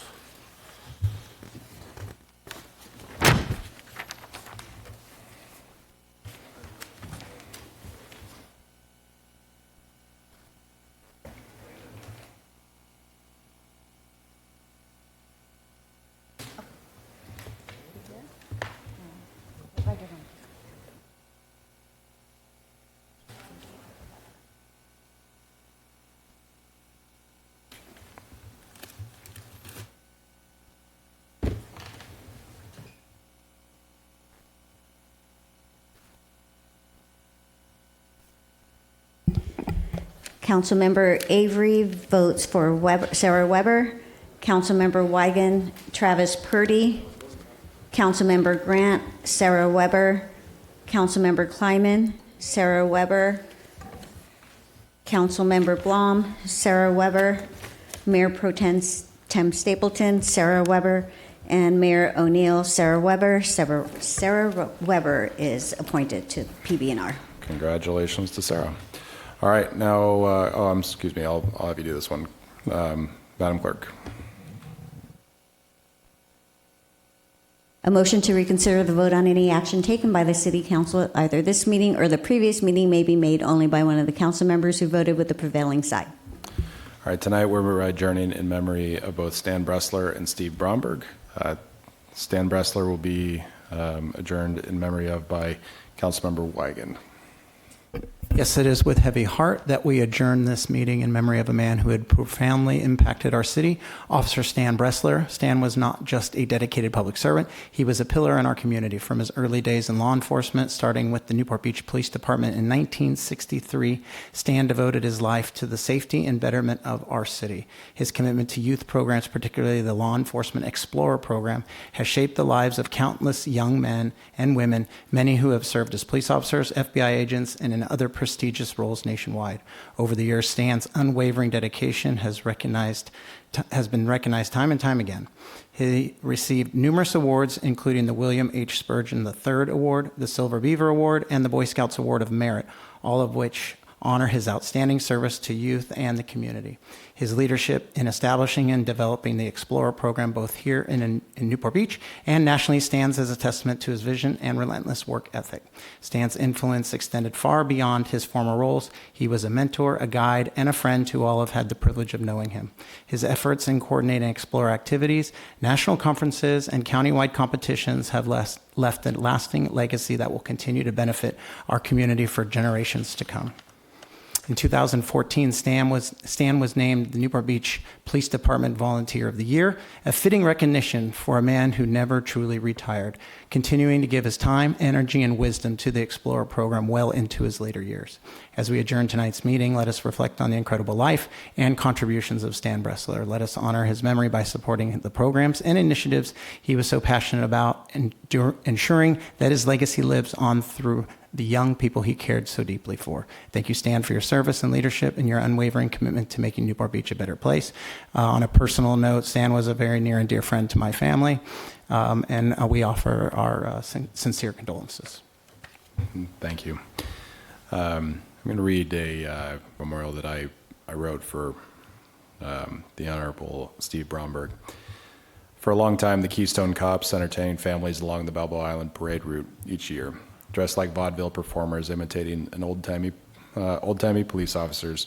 Earl McDaniel, Lloyd Eichert, and Steve Bromberg played up the shtick and reminded everyone to simply enjoy themselves. Of the three, I've gotten to know Steve Bromberg the best, thanks in large part to his overlapping professional circles. Steve was an attorney and most recently served as an Orange County Superior Court judge. He also served as mayor of this great city. Steve has been a shining light in this city for so long that his death this past week darkened an otherwise sunny summer day. I found out that Steve passed away within an hour of finishing a book called The Top 5 Regrets of the Dying. Knowing Steve as many of you do, he surely had none of those regrets. He served our nation in the U.S. Marine Corps, practiced law in various specialties, served on our city council and as mayor between 2000 and 2005, and was appointed to the U.S. Superior Court by Governor Schwarzenegger. Most importantly, he married the love of his life 58 years ago. I never once spoke to Steve for longer than 10 minutes without his mentioning Ronnie. Not once, and I suspect everyone up here has had the same experience. He always made time for folks who needed advice, which I needed often and early in my term on city council. His wry wit, penchant for stating the obvious without speaking down, and warm smile really helped during difficult moments. He was quick with compliments and slow with criticisms, and boy, he loved fun and seeing the joy in others' faces when he laughed. Few of the thousands of Balboa Island parade visitors knew that under the Keystone Cop outfit stood a man who oversaw felony jury trials in the days surrounding the event. But that's who Steve was, a consummate public servant who has touched so many. Our condolences to Ronnie and the entire Bromberg family. We stand adjourned.